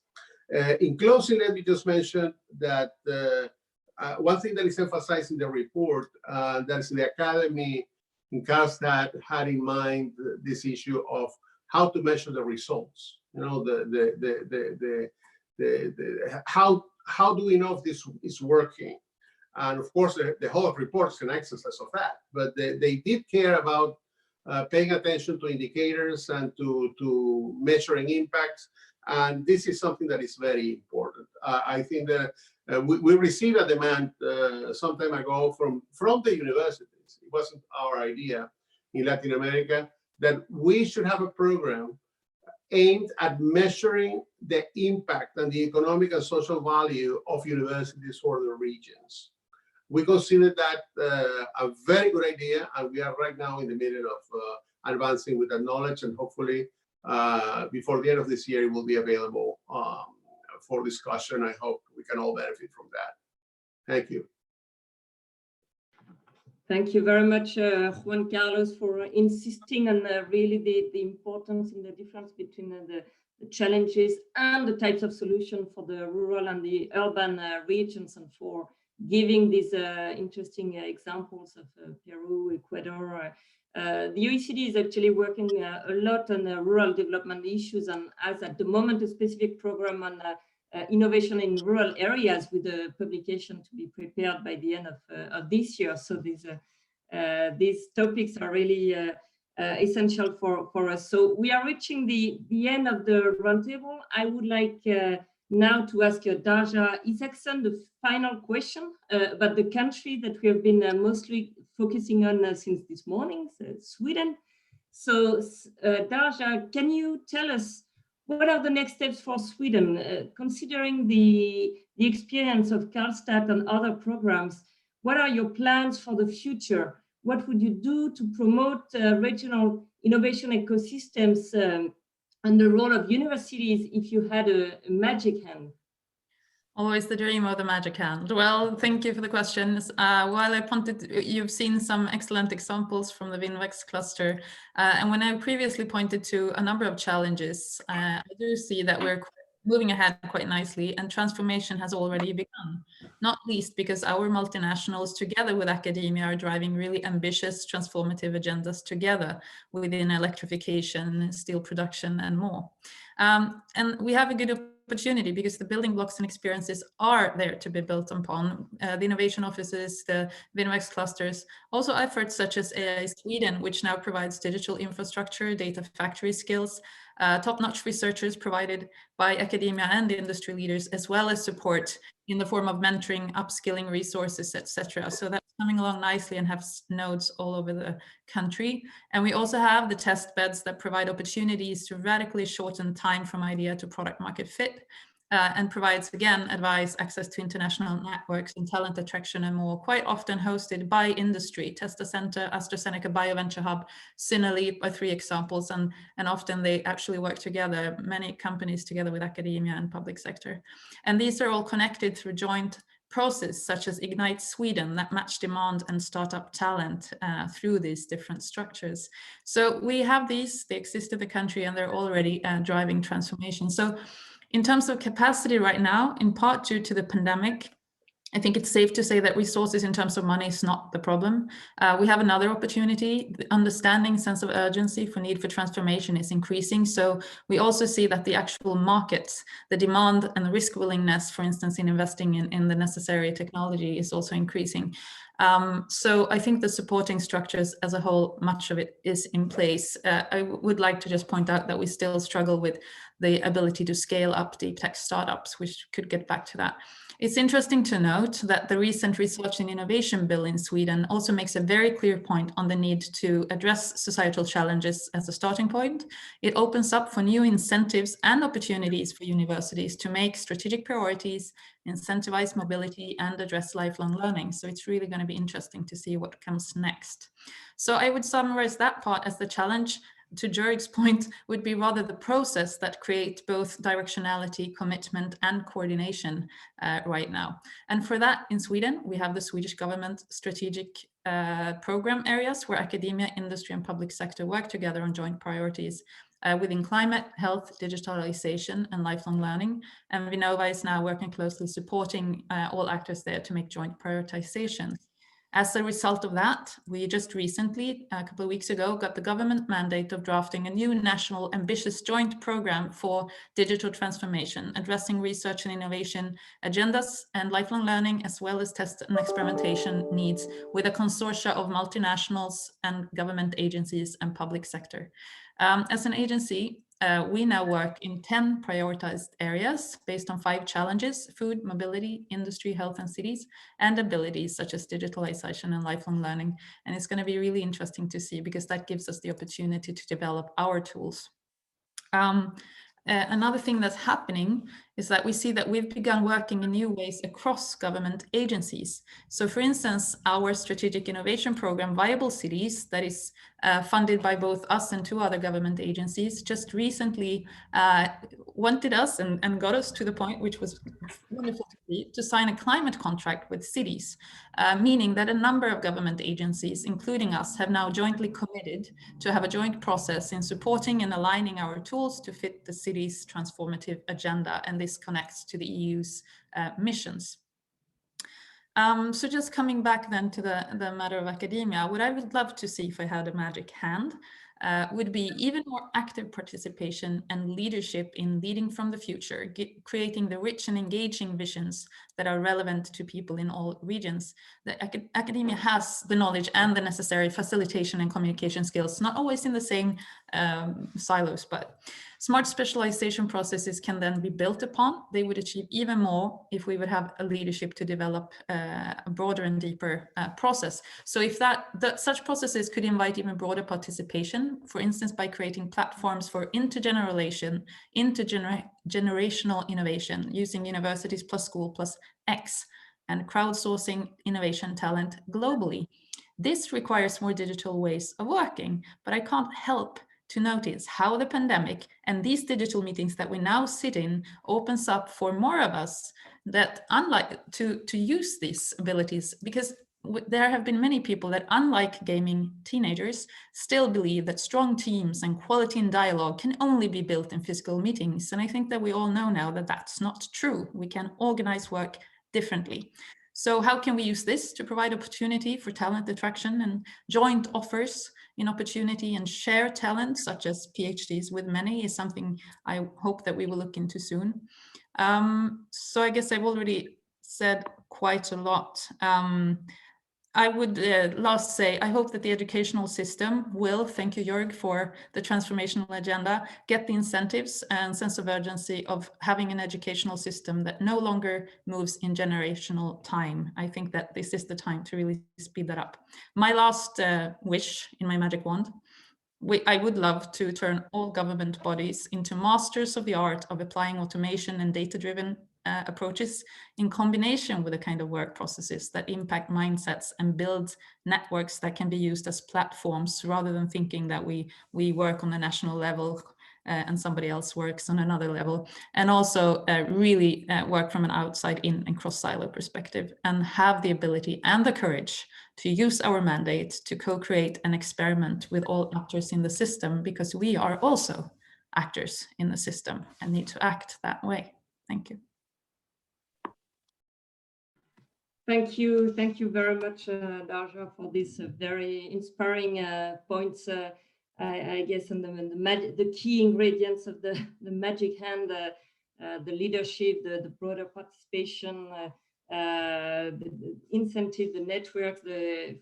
You've said many things that I guess are inspiring for all regions of the world. So I would like now to have the possibility to have a short question and answer session. We are a bit late on the agenda, but if we can just pick up maybe 2 or 3 questions. So I would like to ask Sandra to maybe select. There have been a few questions on the chat I saw, and if we can take just a few minutes for that before the closing. Thank you, Dorothy, and thank you everyone who participated in the chat and the QA. One of the questions that came up on the challenges and how to overcome them has to do with the COVID crisis. We know that university industry collaborations need to be at the heart of the global economy recovery, and that's also something Daria was just referring to.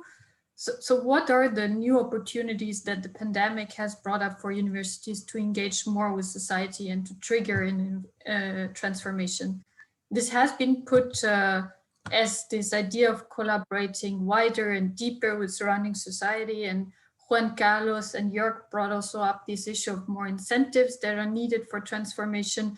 So what do you think are these incentives, and to what extent can maybe these so-called mission-oriented innovation policies, such as a focus on certain environmental technologies and digital, etc., support the role of universities in regional development? And I would like to ask all panelists who want to briefly reflect on this question. Let's maybe start with Marco, who brought up this issue of incentives. And in the interest of time, if you could stick to 1 minute, please, that would be very good. I'll try. So what COVID brings is that if you have a strong relationship between university and companies through a research consortium, for example, it's easy to build or to develop very rapidly project to overcome the COVID challenges. So as I mentioned, if you have a strong academic background link with the companies that are used to do collaborative research, it's easy to develop a project.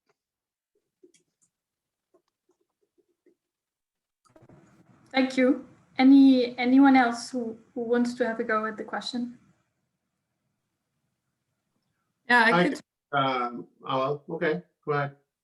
Okay, so, well, just one reflection is it's an interesting topic because I think it has to do with mindset. So is the mindset we provide knowledge and education, or we provide knowledge, leadership, and active co-creation? I would say one strategic question post-pandemic that would be very different for me. If the question would be, how can we be relevant to students post-pandemic? I would be concerned. If the question would be, how do we change, how do we use the opportunity now to, in an order of magnitude, shorten the time it takes for new knowledge to turn into competencies and innovation, given these experiences that we now share globally, of the fact that we can organize ourselves differently. And I think it was interesting to see how the research community responded to the crisis, as well as in terms of innovation aiming for vaccine. It has changed ways of practice, working in practice that can be super valuable for the future. Juan Carlos, you wanted to come in as well. Yeah, well, a few very quick points. I think that connecting with the point about the pandemics and the effect and opportunities, I think that a crisis like this one, which has been so important, so deep, has helped. I see, at least from my viewpoint in Latin America, I see that it's like the mindset of many people has opened. You know, just to use the same word, they are seeing possibilities that they thought didn't exist, or they weren't able to do anything about the constraints or about the traditions or about the ways to do things that were all set in stone. And now it's like, forced by the circumstances, many people in universities are asking themselves, you know, it looks like we are able to do certain things more than that we thought. The other thing is that they are realizing that they need to do something else. I mean, the competitive environment of universities is changing.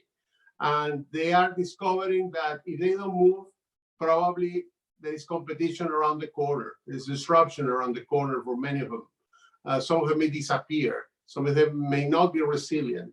Some may be outcompeted by things that are not universities. So I think in that sense, the crisis has helped. It represents challenges, but it also created an opening to thinking about things that were not normally in the discussion and in the realm of possibilities.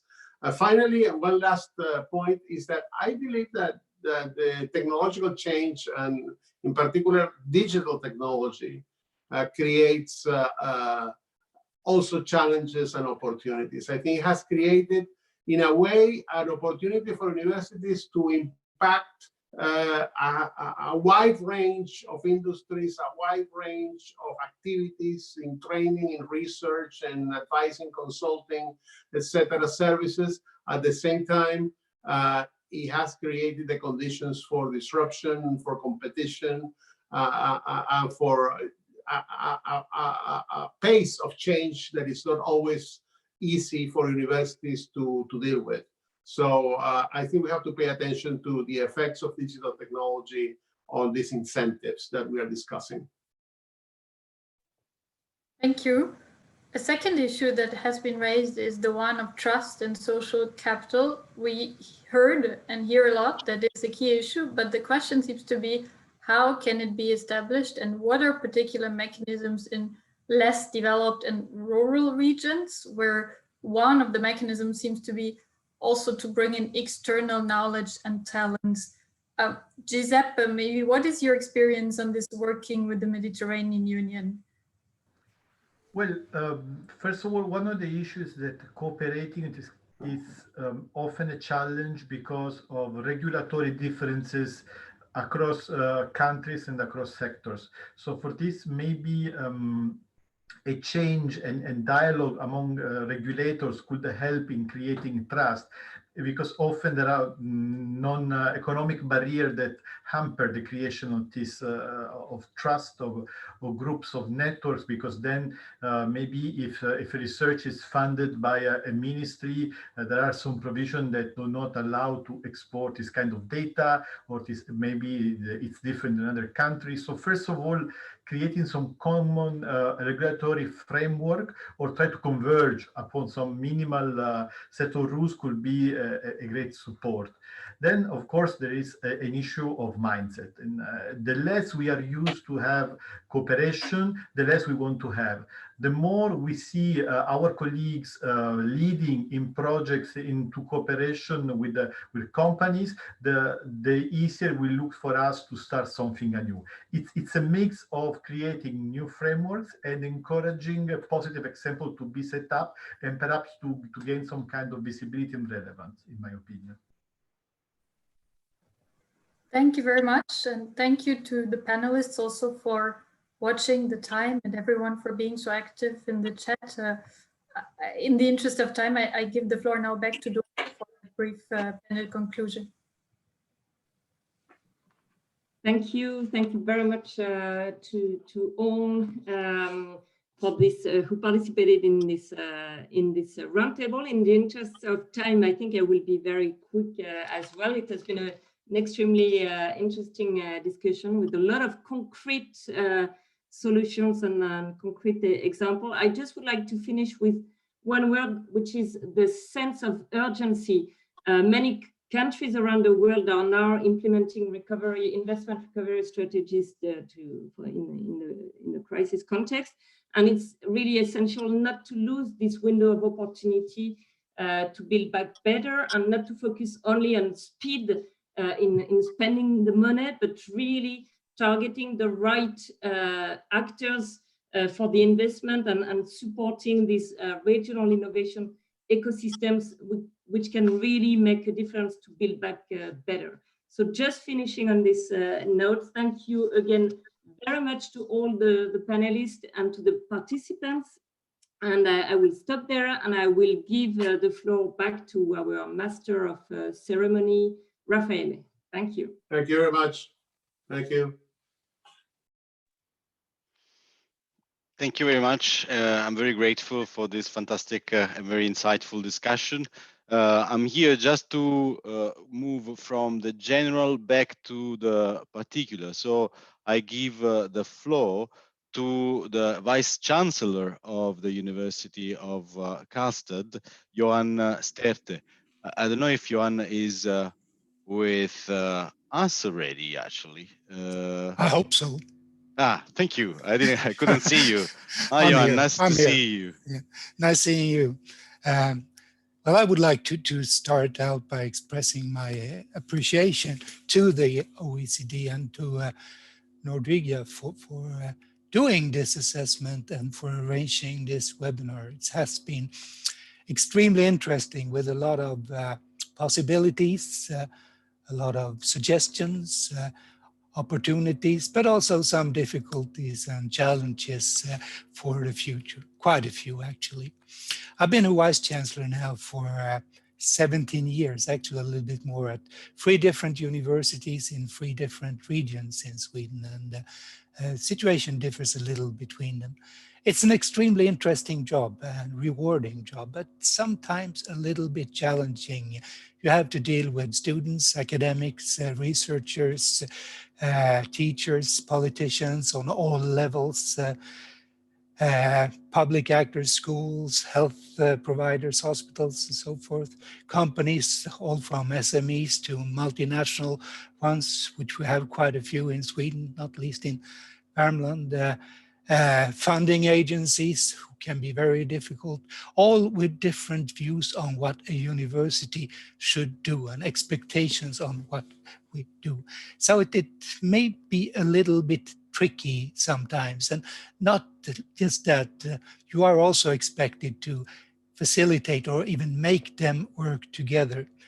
And here comes something that we have been discussing, or has been discussed quite a bit today, that is trust, which I think is one of the competitive advantages that we have in Sweden.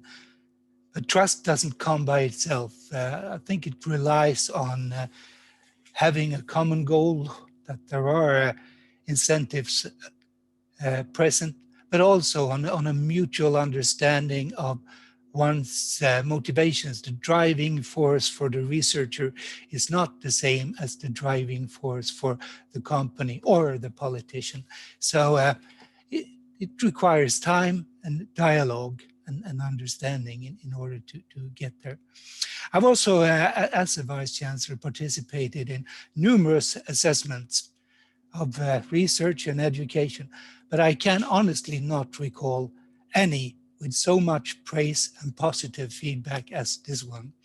I'm happy for that, and I think the ones who should be most happy or deserves most of the praise is Anders and Håkan, who we met earlier today. But anyway, we must do something right in Värmland.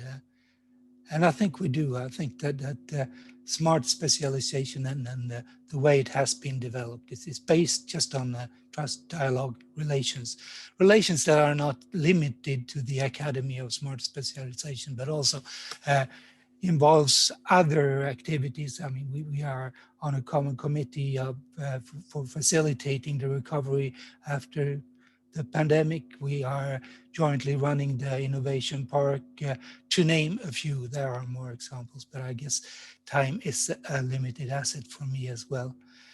I'm also convinced that there are numerous opportunities or possibilities for improvement, and quite a few are mentioned in the report that you have provided us with, and we will, of course, take that into account when planning the next period. I'm also happy that this is taken as a good example and may come to some use for others around in Europe, although I realize that may be difficult. We are not, as a university, living in a vacuum. We're living, what was it Lars said, you don't start something from nothing. You don't start nothing from nowhere either. And I mean, we've been in a context where I think the conditions have been favorable for doing what we have done. We have a political system in Sweden where the political will for this to happen and the incentives for it to happen are fairly strong. We have Vinnova that has been mentioned quite a few times, and not least the Vinvext projects that we are running in Värmland. That has meant a lot in order for us to realize our ambitions. But there are also others, the KK Foundation, the European Union structural funds, to name a few. But one must, when discussing the international perspective, be aware of that the university systems in Europe vary a lot. The role of the university varies. Applied science versus fundamental science, what was taken up in Sweden. We are not divided into a two-type university system. We are expected to do all in a comprehensive university. But also the funding of the university varies in the way of funding and the way of governing universities from the finance. In Sweden, most of the universities are funded by government money, about 85–90%. That's taxpayers' money, and of course we try to use them in a way that make the taxpayers happy. That is, try to make use of the knowledge that is created within our university, to utilize it to create jobs and economical payback. And that's, of course, part of what we have been discussing today. There's also a difference in the definition of excellence. And I think in one way we are excellent in smart specialization. Personally, I think that we've gone too far in at least the single researcher's quest for excellence in terms of bibliometric statistics, the number of publications, the number of citations. I think that system has gone a little bit out of hand if we want to create as much value and quality as possible out of the research funding. There's a need for some rethinking in that sense. I think we need a broader definition that also include the use of the knowledge and the use of the knowledge that is communicated or fostered into the students that we have in the university. And the value of the university, which also has been discussed today, is it's not solely the fact that we create new knowledge that can lead to innovations or that we have students that can be bearers of that, but also in a regional context, the attractiveness of the region to attract new enterprises, to attract students, to attract active people. I think don't underestimate the role of the university in that matter. So the geography is important in that sense as well. I think that I'll stop there in order not to exceed my time. You have been so good today in keeping time, so I don't want to spoil that. And then, so once again, thank you very much for arranging this, and thank you all for participating. And it's been a great day. Thanks. Thank you, Johan. Again, thank you very much for your contribution, for your support, for your involvement with the OECD. Last year we were your guests in Karlstad in your university. It was a beautiful mission, the last one before the COVID pandemic. So even more beautiful memories. So the message is now clear. We will kidnap Anders and Håkan and bring them around Europe and the OECD countries to facilitate the interaction within higher education institutions and regional entities. Thank you to all panelists again. Thank you to my colleague Dorothée Alain-Dupré and Sandra Hannig for their excellent moderation. We have reached the end of this webinar. I hope that was interesting for you as it was for me. Let me give the floor now to my head of division, Céline Kaufmann, and who is the head of the SME and Entrepreneurship Division at the Center for Entrepreneurship, SMEs, Regions and Cities. Céline, the floor is yours for your concluding remarks. Thank you very much.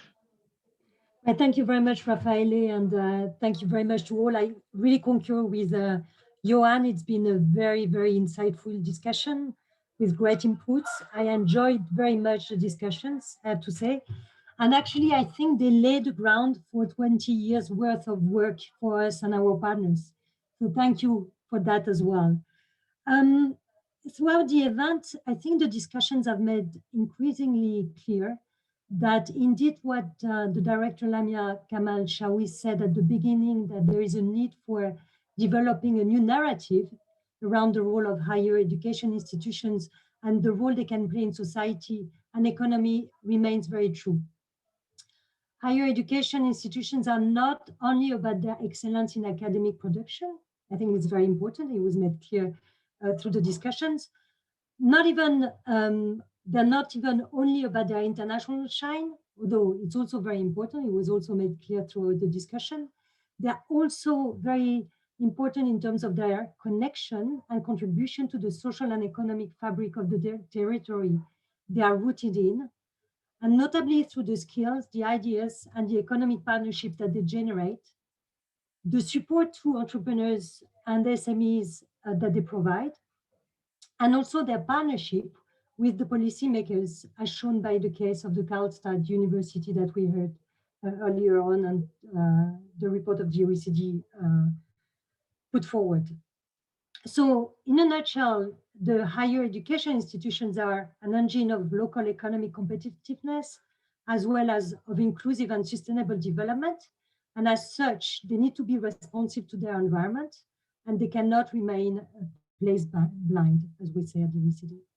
So what does it mean in terms of the supporting policies? Because this is really what we're interested in as well. Well, policies have to reflect the complexity of the role and engagement of these higher education institutions. And it's not clear that as of today, they do so, maybe at the exceptions of a couple of jurisdictions that we heard in the roundtable this afternoon. So how should this policy evolve building on the discussions of today? Probably first by engaging with a large number of different stakeholders. Then, and I think that word came back very strongly throughout the discussions this morning and this afternoon, by breaking the silos and leveraging the synergies across different policy areas and different levels of governance. And then third, by better integrating the territorial dimensions, which so far they're not doing very effectively. And thinking about it, this is precisely why the OECD Center for Entrepreneurship, SMEs, Regions and Cities have been established for, to highlight the people, the places, and the firms as being, if you will, the North Stars of policymaking, and to pave the way for a new approach to policymaking at the national, regional, and local level. So it's typically within the remit of what we're doing within the center. And again, reflecting a bit about the discussion that took place this morning, in particular, the excellent presentation of the Academy for Smart Specialization and the Roundtable of Academics, just let me highlight a couple of points that I think came out of the discussion. First, there's clearly a tension that universities need to solve between being at the frontier of innovation by producing high-end research and collaborating with their local ecosystems. It's obviously not given for granted because of set of incentives, set of policies, and so on. And so maybe what would be helpful and where the OECD, the European Commission can help as well, is to provide the evidence and to build a strong evidence base through evaluation, assessment, to show the impacts of that cooperation and that collaboration with the local ecosystems. It matters. But for now, we're missing a bit the data to show the evidence to show how much it matters.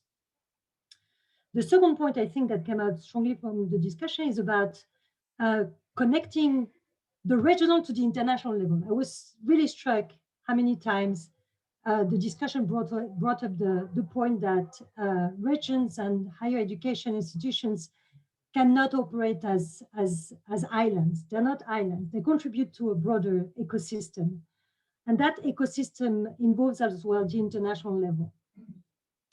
So there is a need for these higher education institutions and research centers at national and at international level to connect and to make, universities the gateways to the regional level as well as the international level. The third critical point, which is really at the core of what the OECD has been trying to do for years, is actually to generate the policy complementarities, or to generate the complementarities and synergies across policies. It's really a very strong challenge for policymakers. It's about the policies, but it's also about, and I think we heard it throughout the discussions, putting in place the governance systems that can help break the policy silos and bridge the national and the regional level. So it's policies, but also institutional setup and governance arrangements. It's about, as well, aligning the incentives from the private sector and the governments, because we all know that building back better will require a broad-based partnership involving the business, civil society, and the policymakers. And then the last point I think is that we heard strongly is that in the end, it's a process of co-evolution. We heard the word several times during the discussion. We both must build the capacities of the SMEs so that they can participate in the smart specialization strategy, but also we need to help the higher education institutions to connect to SMEs to support innovation, diffusion, and scale up. And then maybe a last point that has to do with the discussion of this afternoon, bringing policymakers and international organizations together, which is that this debate is actually relevant for all countries, regardless of their level of development or regardless of their institutional organizations.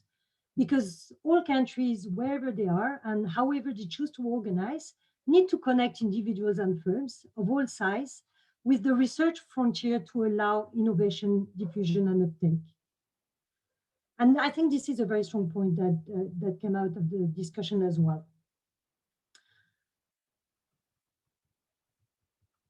And on that note, let me say that creating the national champions tasked with the basic research and working in isolation, a bit the model of what we could say of the past, from working in isolation from the communities, that does not work anymore. And this is what probably came out of the COVID pandemic as well, and the shocks on policy making that we're seeing around, is the need as well to connect basic and applied research in a research continuum that was said several times, and the need as well to speed up the pace of research by adopting an entrepreneurial ecosystem approach to it.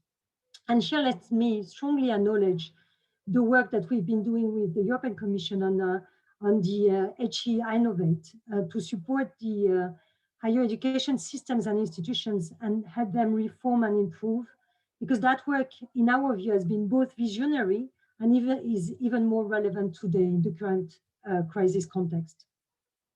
So looking forward, and to end on that note, what are we taking away from the discussion to inform our work? Well, Raffaele mentioned it, our director mentioned it. We will work to create and host a new forum encompassing higher education institutions, policymakers from different sectors, civil society, and the business.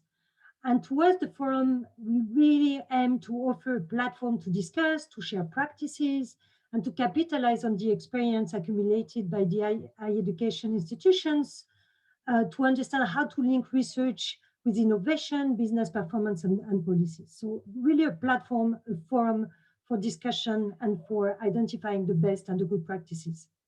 And obviously, I heard the praise as well for the OECD peer review mechanism. Let me say that it comforts me in thinking that the assessment of the Academy for Smart Specialization in Karlstad was the first in support of innovative policy solutions, but certainly not the last.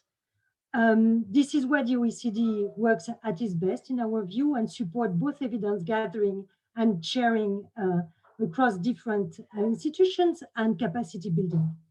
So looking forward, we are actually developing cooperation with the Inter-American Development Bank, Santander universities to discuss the geography of higher education in 6 Latin American countries. With the support of DG Regio reform, we will work to support the Italian higher education institutions to develop practices and policies to be better at connecting with the productive sector and promote inclusive innovation in their ecosystems. And obviously, we hope that we will be able to engage with more stakeholders, including you, to continue working with you and to promote inclusive innovation through higher education.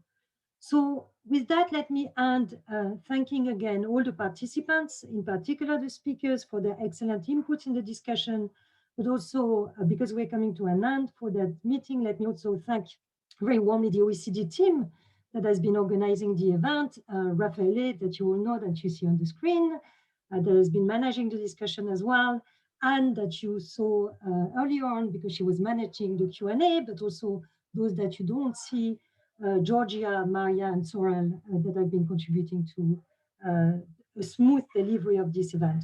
On my part, I really enjoyed the discussion and I hope that we can continue working together. Thank you very much. Back to you, Raffaele. Thank you very much, Celine, and thanks for to all the team for the support. This is not the end. This is not even the beginning of the end. This is perhaps the end of the beginning. We have a very ambitious plan ahead.